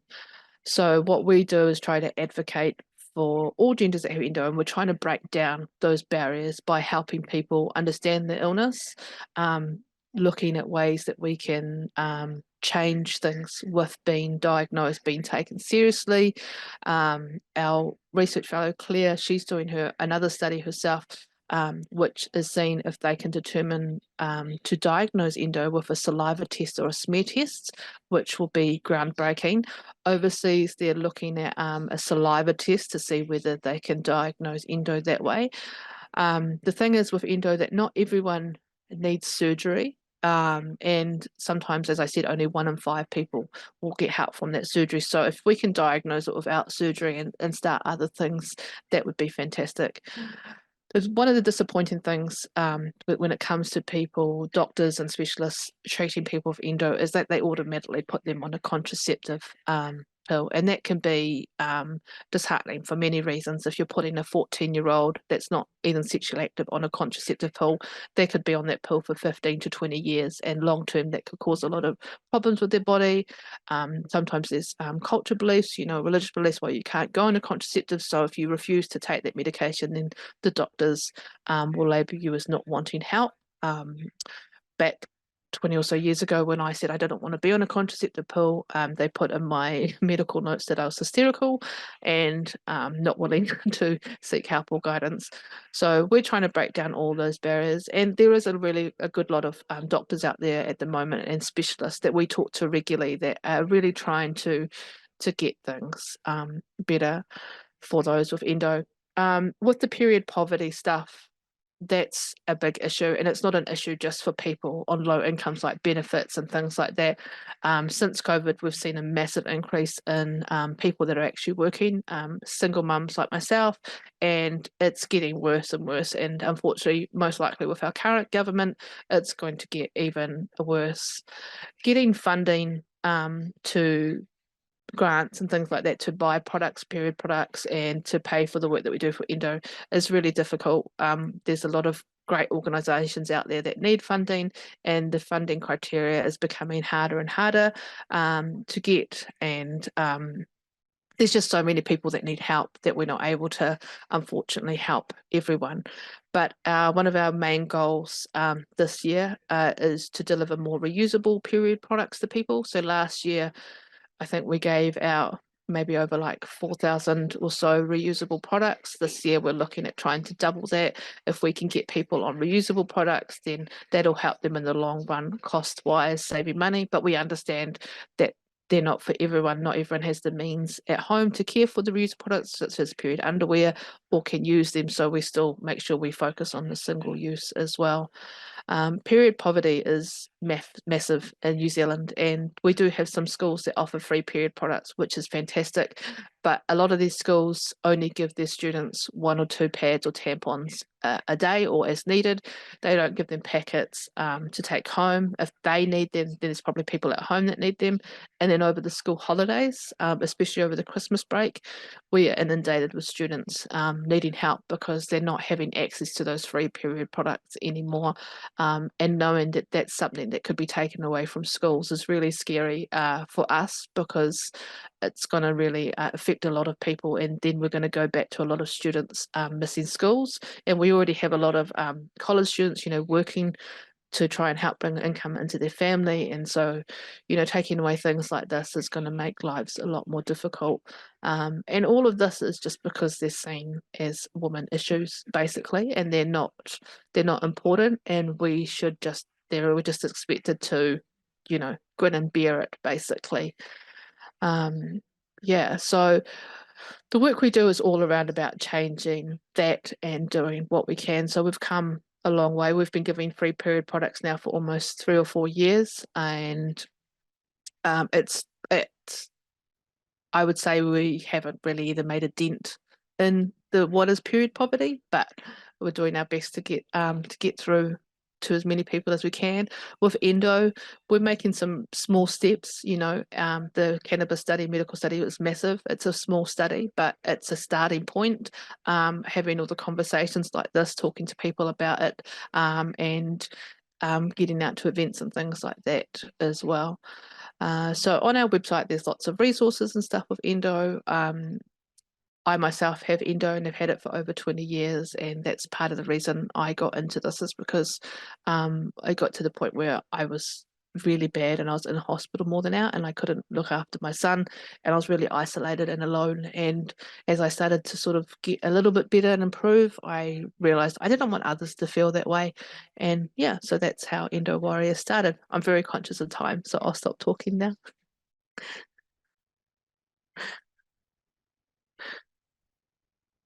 Oh, well, thank you, Yesenia. I could hear you talk about this forever. And unfortunately, it sounds like this will be a problem for a long time. And so we'll need to keep talking about it for as long as we can. But I want to thank you for your tireless mahi. It takes a lot of strength to turn your own struggle and the injustice that you've experienced into support and opportunities for others. So thank you. It's frustrating that there's still so much that's unknown about endometriosis and menstruation. And while that's not great in general society, it's even worse that it's also like that in medicine and in the health sector. What is the best way that people can help the work that you're doing right now? Is that through donating to Endo Warriors, or? Yeah, donating is the best way that people can help. At the moment, it's really hard for us to get funds. I go to school and do free period education. We've had to put that on hold this term because I'm also our website developer, our pack. I do like 4 different jobs for NZ Warriors. So getting the time and the funds to go to the schools to cover like the products that we take and things like that. So we're always in need of funds, just like any charity.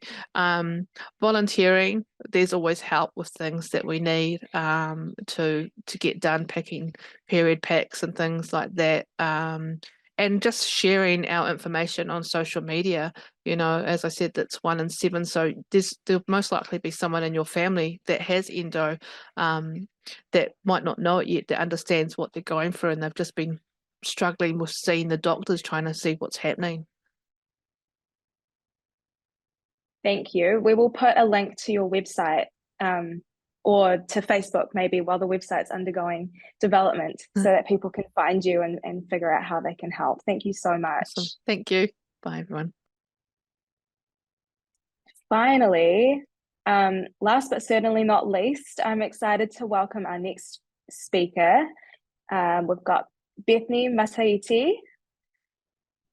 Bethany is a coordinator of the Pacific Climate Warriors Te Whanganui-a-Tara team. She is a proud second-generation New Zealand-born Cook Islander with connections to Aitutaki. Bethany is a mother, a graduate of Victoria University Wellington, and currently works in the public sector. She joined the Pacific Climate Warriors to fight for climate justice for her friends and family in the Cook Islands who are experiencing the direct impacts of climate change. Welcome, Bethany. Thanks, Alicia. Before I get into a proper introduction, I just want to say a huge mihi to you, Alicia, and your team for organising this event to celebrate International Women's Day. So thank you for the invite. I also have to thank Sophie Hanford for putting the Pacific Climate Warriors forward. She's one of our greatest allies. And another thank you. I think it's a privilege to be sitting on a panel and being part of this webinar with lots of powerful women. So I just thank you all for your time. And thank you to everyone tuning in, watching. A little bit about me. So my name is Bethany Mataiti. I am a second generation New Zealand born Cook Islander. I was born in Tokoroa. So if you know Tamitha Paul, she's also from Tokoroa. I take my Cook Island heritage from my dad. So we are from the island of Aitutaki, where our villages are Muri and Ureia. My Mataiti name comes from Muri. On my mum's side of the family, we're from Taranaki, and I guess you could say the villages of Stratford and Omata. And I'm also connected to Ōtautahi, so I spent a significant amount of my teenage years growing up there. And I was there for the Christchurch earthquakes, which was also a significant event. I have lived in Te Whanganui-a-Tara for the last 10 years. I moved here to study at Victoria University of Wellington. In 2018, I graduated with a Bachelor of Arts in Pacific Studies and a Bachelor of Science in Development Studies and Psychology. I, like Alicia mentioned, I'm a single parent, so I'm a single mum to my beautiful son. He's turning 3 over this weekend, so that's a huge achievement in itself. And I currently work for the Ministry of Social Development. So I've worked here for probably the last 6 years in a management role. And so I've taken a couple of hours out of the day just to be part of this. I now to the climate. I am a co-coordinator of a group called the Pacific Climate Warriors. So I lead this team alongside the beautiful Kaa-Luke. And for anyone that doesn't know about the Pacific Climate Warriors, we're a youth-led grassroots movement fighting for climate justice. So our Te Whanganui-a-Tara team lies under 350 Pacific. So 350 Pacific is a branch of the global climate movement, 350.org, which you may have heard of. 350 Pacific is made up of 18 teams across the Pacific Ocean. And we also have teams in the diaspora, so in Australia, the United States, and in Aotearoa, we've got 2 teams, so one in Te Whanganui-a-Tara and one in Tamaki Makaurau. We've been asked to share a little bit about a future that addresses gender inequality. And so what I would like to do is actually share a memory from my past. And the reason I do that is because this is a memory that has helped shape me as who I am as a leader, as a woman, as a mum, and it's a memory I share of my mama and papa in Aotearoa. So I think it would have been in about 2003. I was 7 years old and I visited Aotearoa the first time, so I visited my homeland. And while I was there were many things that my mama and papa were teaching me about relating to the land. So I learned about water conservation and rainfall and recycling what we can and using what we can. And that when you collect fruit or you're collecting fish from the sea, you only take what you need. And that's really special because I studied, I guess you could say I studied climate at university and school. You know, I learned about environmental science and I took geography papers, learned about development studies. But my family have been teaching me about climate and sustainability for the longest time. And so that's a really special memory to share because they imparted this wisdom on me and this Indigenous knowledge, which is a way to live at one with the natural world. And I think that's very special. Something that most people, it shouldn't come as news to you, but the Pacific has contributed the least to the climate crisis. And so when we're looking forward to solutions about how we could address the climate crisis, I believe that many of the solutions lie with our Pacific communities. So what I hope to see in the future is more Pacific faces in leadership. And it's with that in mind that I would also like to just take a moment to honor Whaanana Efeso Collins. He was a strong climate advocate and particularly for Pacific youth. He was a mentor for some of our warriors in our Te Whanganui Aotearoa team. He was a man who openly shared his journey with gender and he didn't get things right all the time, but he was a leader in every sense of the word. And so I think it's important to just acknowledge him before I go any further. So in light of the fact that it's International Women's Day, what I would like to do is just share with you all the names of some Pacific women who are leading in the climate space. So I'll share their names and I challenge you to all look them up and look up their names, but I'd like to share some of their successes with you. So Kathy Jetno-Kijner is a Marshallese poet, mother, and activist. In 2014, she was chosen out of 500 candidates to speak at a UN Climate Leaders Summit. And what she did when she spoke was she shared a poem that she had written for her daughter. The poem was called Te Matawhele Penem. And she moved most of the heads of state to tears in the room. She actually received a standing ovation and her husband and baby joined her on the stage. But 1 year later, she was invited back to speak at COP21, which was held in Paris. So this is a conference that led to the Paris Agreement, which is a global commitment to do better in the face of the climate crisis. A lot has happened since then, but she was very much present at those starting stages. Brianna Fruin is another name to know. I'm sure many of you will have heard of her. She has been working in the climate activist space since she was young, probably younger than 11, but I will share. So at 11 years old, she was a founding member of the climate activist group 350 Samoa.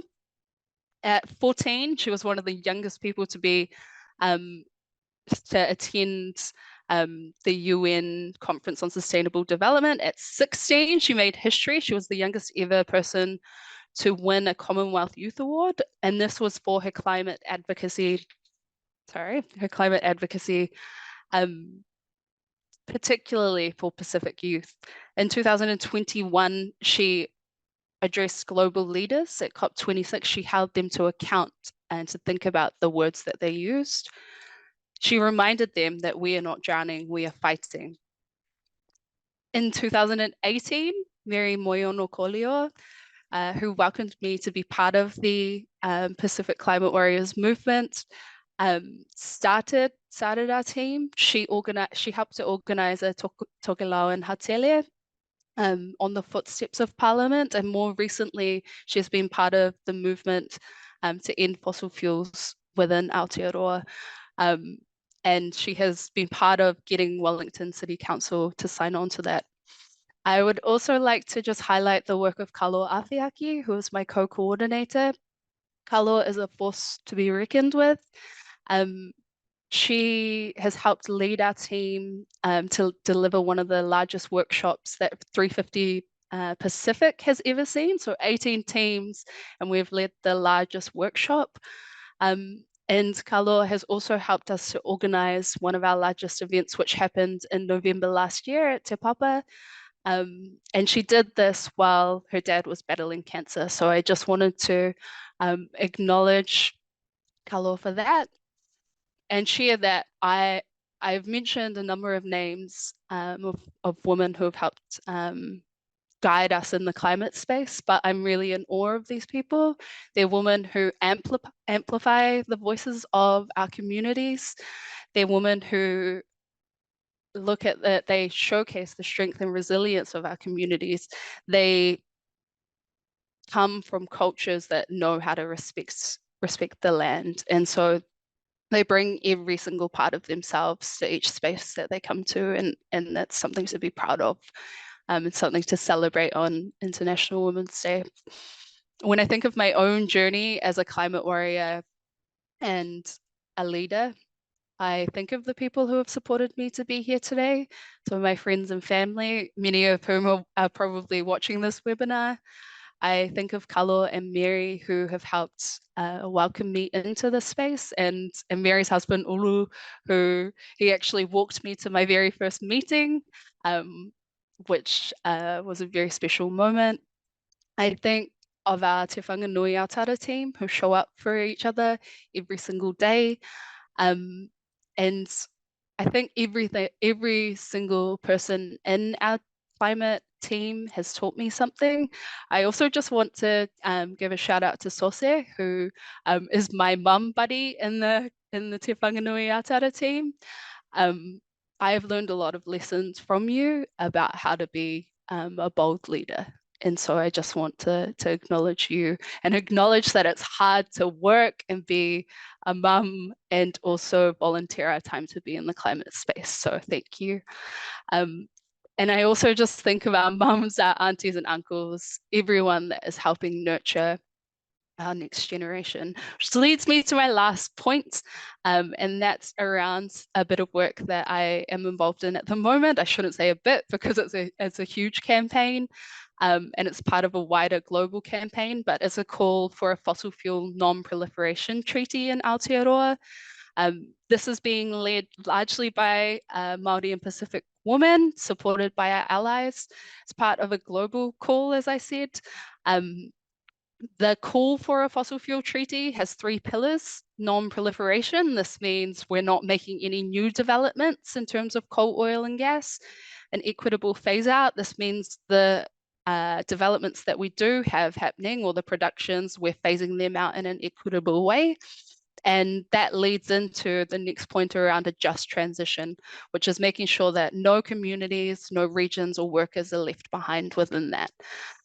Just this week, and Mary was actually in attendance for this, the Pacific has shown some very strong leadership. And so I think it was the 6th of March, so a couple of days ago, the Naiuli Declaration was announced. And so this pertains to a call for a fossil fuel non-proliferation treaty. The Pacific has become the first region to call for a treaty to end fossil fuels. So civil society has come together, different organizations, different youth groups, community groups, religious groups have come together and are in agreement that we need to do better and we need to end our relationship with fossil fuels. So you'll see in the comments, I think I've sent through the petition link. So we're currently working on a petition as part of that. I call everybody on this webinar or taking part in this webinar to sign our petition and end fossil fuels. If you'd like to know more about it, there's a Facebook page, Instagram. You can get in touch with the Pacific Climate Warriors. But as an Aotearoa woman, a Cook Island woman, someone who contributes actively to the economy, someone who continues to advocate for climate change. I'm a single mother raising the next generation of the Pacific diaspora in Aotearoa. I encourage you to take part in this. I thank you for watching and listening to me today. And I hope everyone enjoys the rest of their International Women's Day. Thank you.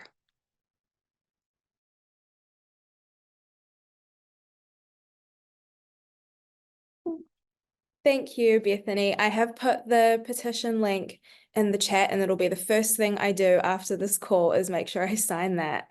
Thank you for sharing those leaders' names. It's so important to have Pacific climate action role models for all of the reasons you mentioned, you know, like the Pacific Islands have contributed the least and are impacted the most by climate change.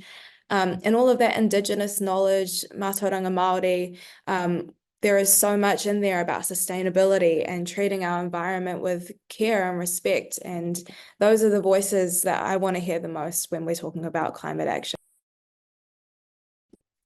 And also happy birthday to your son. That's a huge achievement and so exciting. I hope you celebrate accordingly.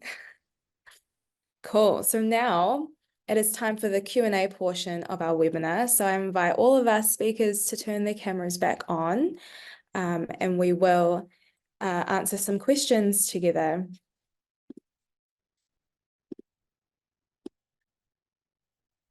Cool, welcome back everybody. So the first question we have is for everyone. What is one thing that you hope to see change in the future that would help to solve gender inequities in Aotearoa? And feel free to just speak as you would like to.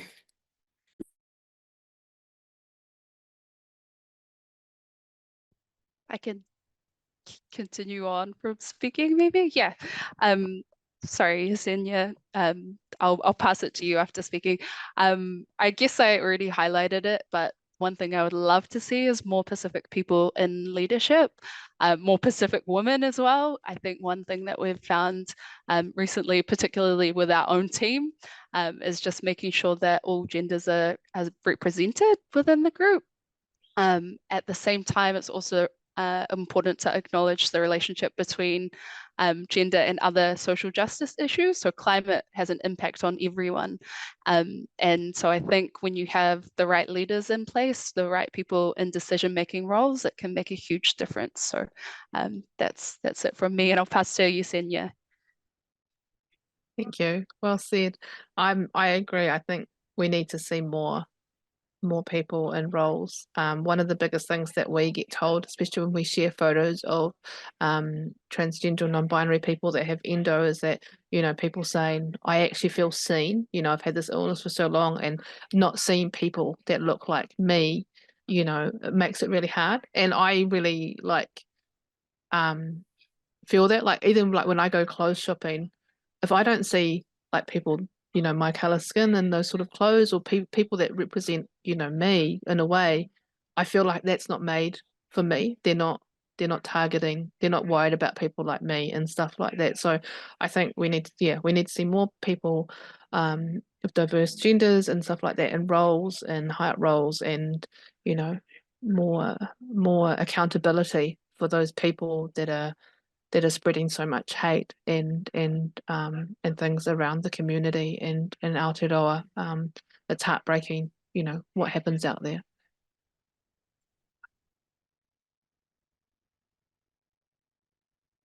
I'd love to hear. Oh, sorry, Chanel, you go.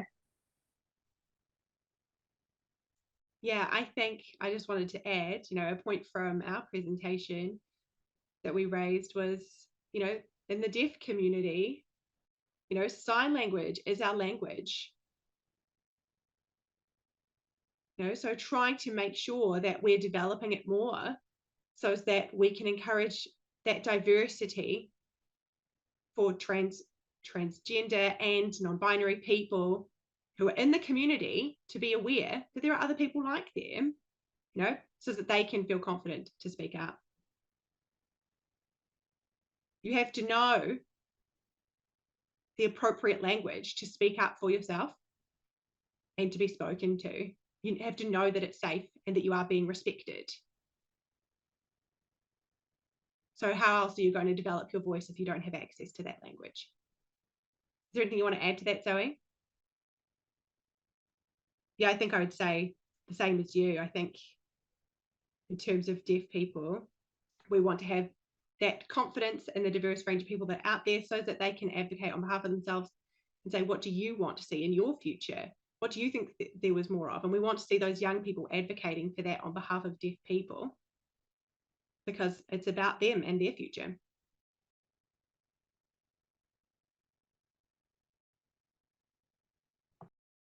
Caitlin or Elizabeth, do you have anything to add? I can quickly just chime in from that, film industry perspective of, I think with gender equality, but also representation of minorities in general, especially within films. There's been a big discussion recently about with the new government and how that has affected funding for big films, and I think there's a real risk of funding being reduced. So that means the type of media and the amount of media is being reduced, so that the decision makers are being very picky about what is going to be invested in the next couple of years for the film industry, and what in-house or in-country sets that we're going to be hosting. And I think I urge the decision makers to pick stories that represent stories that need to be told, not just because New Zealand films are often very comedic and fun and funny, and that's cool and that's great, and we've got a really great sense of humor, but what about the stories? And I think one of the most recent films, Coming Home in the Dark, was one of New Zealand's first serious horror films, and that just made a huge tonal change, and going, okay, New Zealanders can tell serious stories and not have these really hilarious dry jokes all the time. Like, they can take us seriously internationally. So I urge the decision makers to now take that tone and choose stories that are worth telling, and really knuckle into the the minorities of New Zealand, the people of colour, queer, and I also just urge then from then on, now that we're getting those stories represented, it's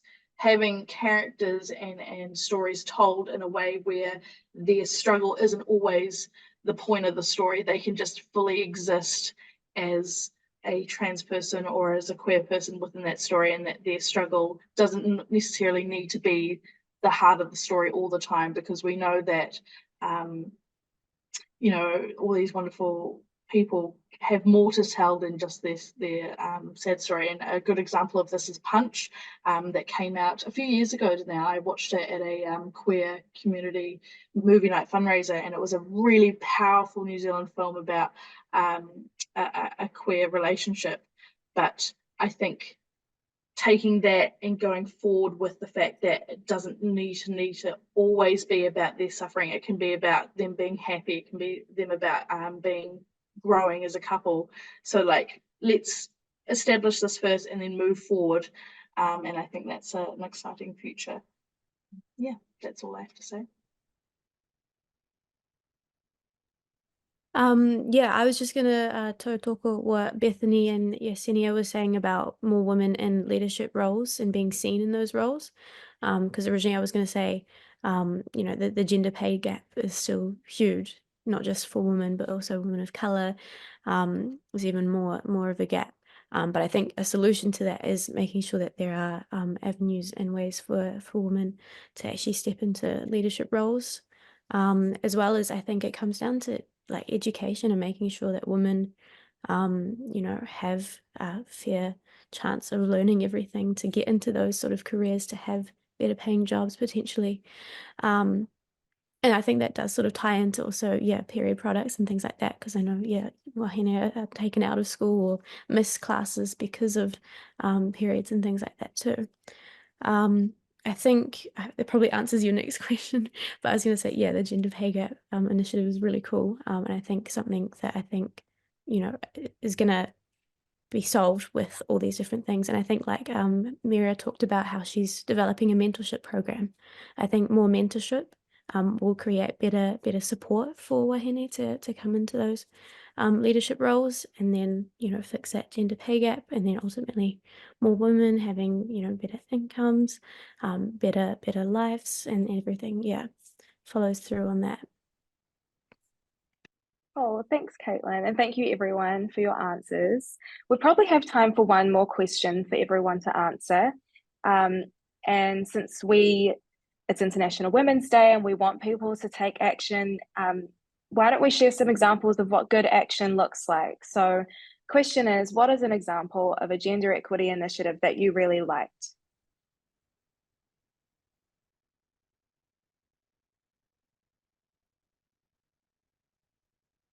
I wonder if Chanel or Zoe, do you want to go first?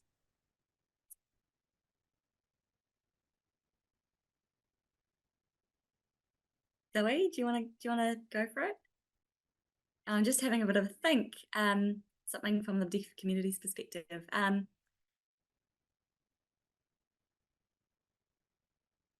It's yeah, in terms of gender equity in leadership roles. Generally, we try and ensure that equal opportunity for male and female, for everyone to be able to give things a go. And yeah, we probably do need to think a little bit more about how we can progress that.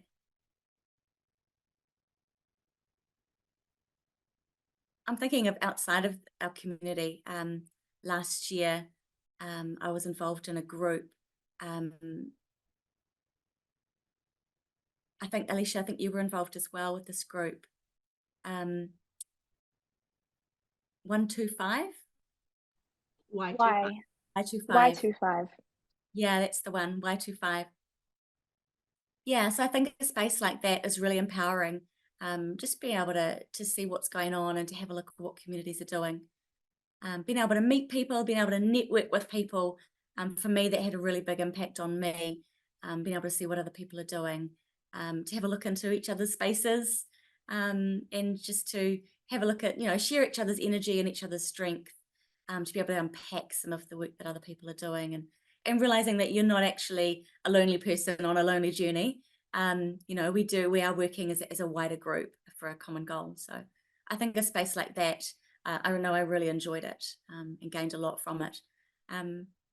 Yeah, in terms of the deaf community, yeah, it's another space that we really need to ramp things up a bit, I think.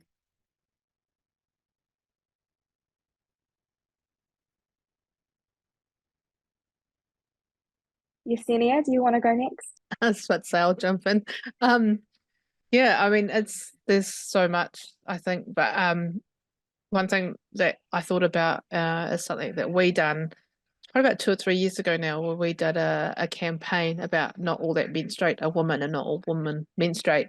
And we got places like Aotearoa and Māori Body and things like that, big period brands to come on board. And we said, look, we'll take professional photos with, you know, people of all genders that menstruate, as long as you promise to start using inclusive language in your, you know, publications and images.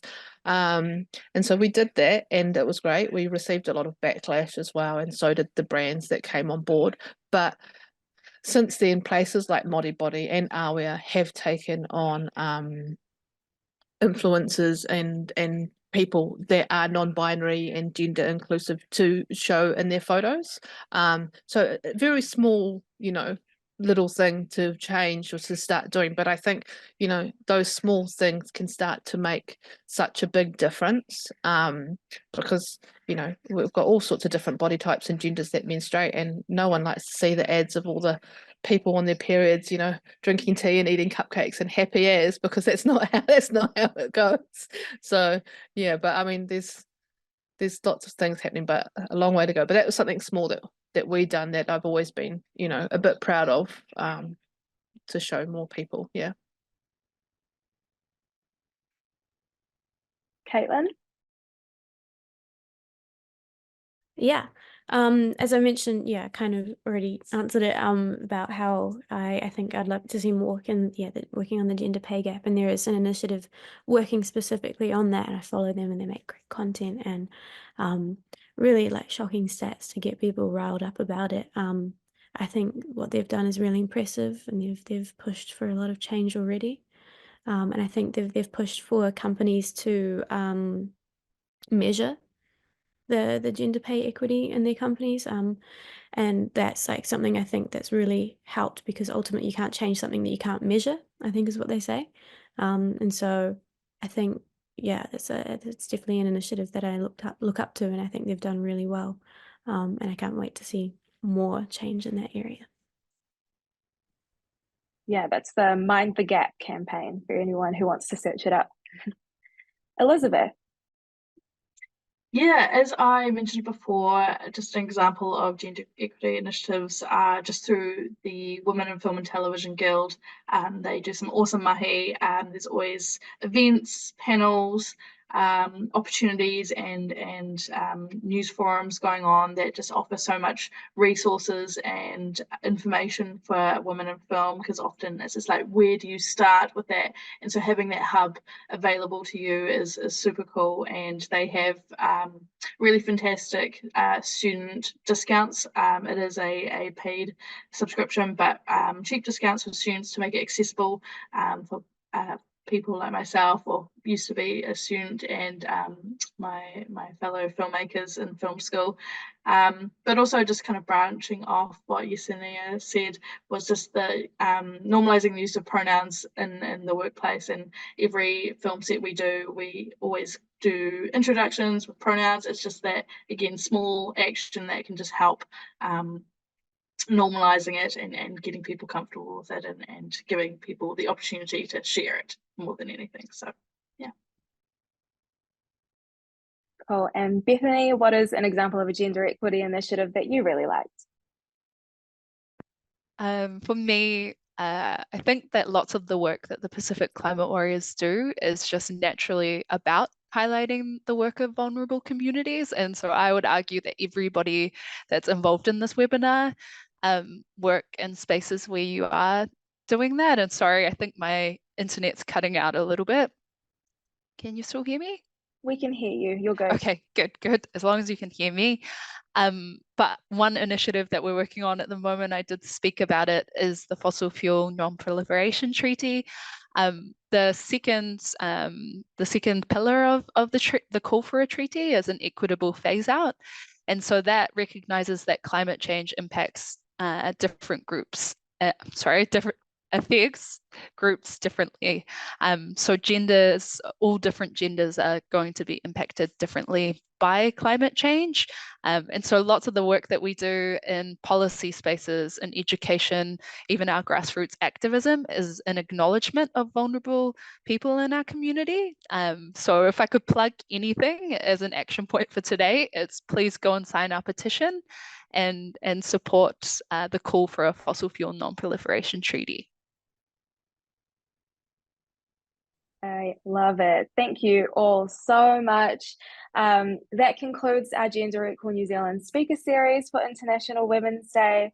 If you're interested in joining the National Council of Women or coming to more of our events, please follow us on social media or shoot us an email. We'd love to hear from you. Thank you again for joining us. Thank you to our New Zealand Sign Language interpreters. And of course, a huge, huge, huge thank you to our incredible speakers. Not just for their kōrero today, but for the work they do every day to make a more equitable and just Aotearoa. I will close off our space with a karakia. I'll give you the translation first so that you can just log off when we're finished. So this karakia means our work is finished for the moment. Blessings upon us all, our friends, our families, and peace to the universe. Again, thank you for coming, and we hope to see you again soon. So he karakia whakakapi. Kua mutu a mātou mahi mō tēnei wā, manakitia mai mā katoa, o mātou hoa, o mātou whānau, ai o ki te aorangi. Ka kite anō.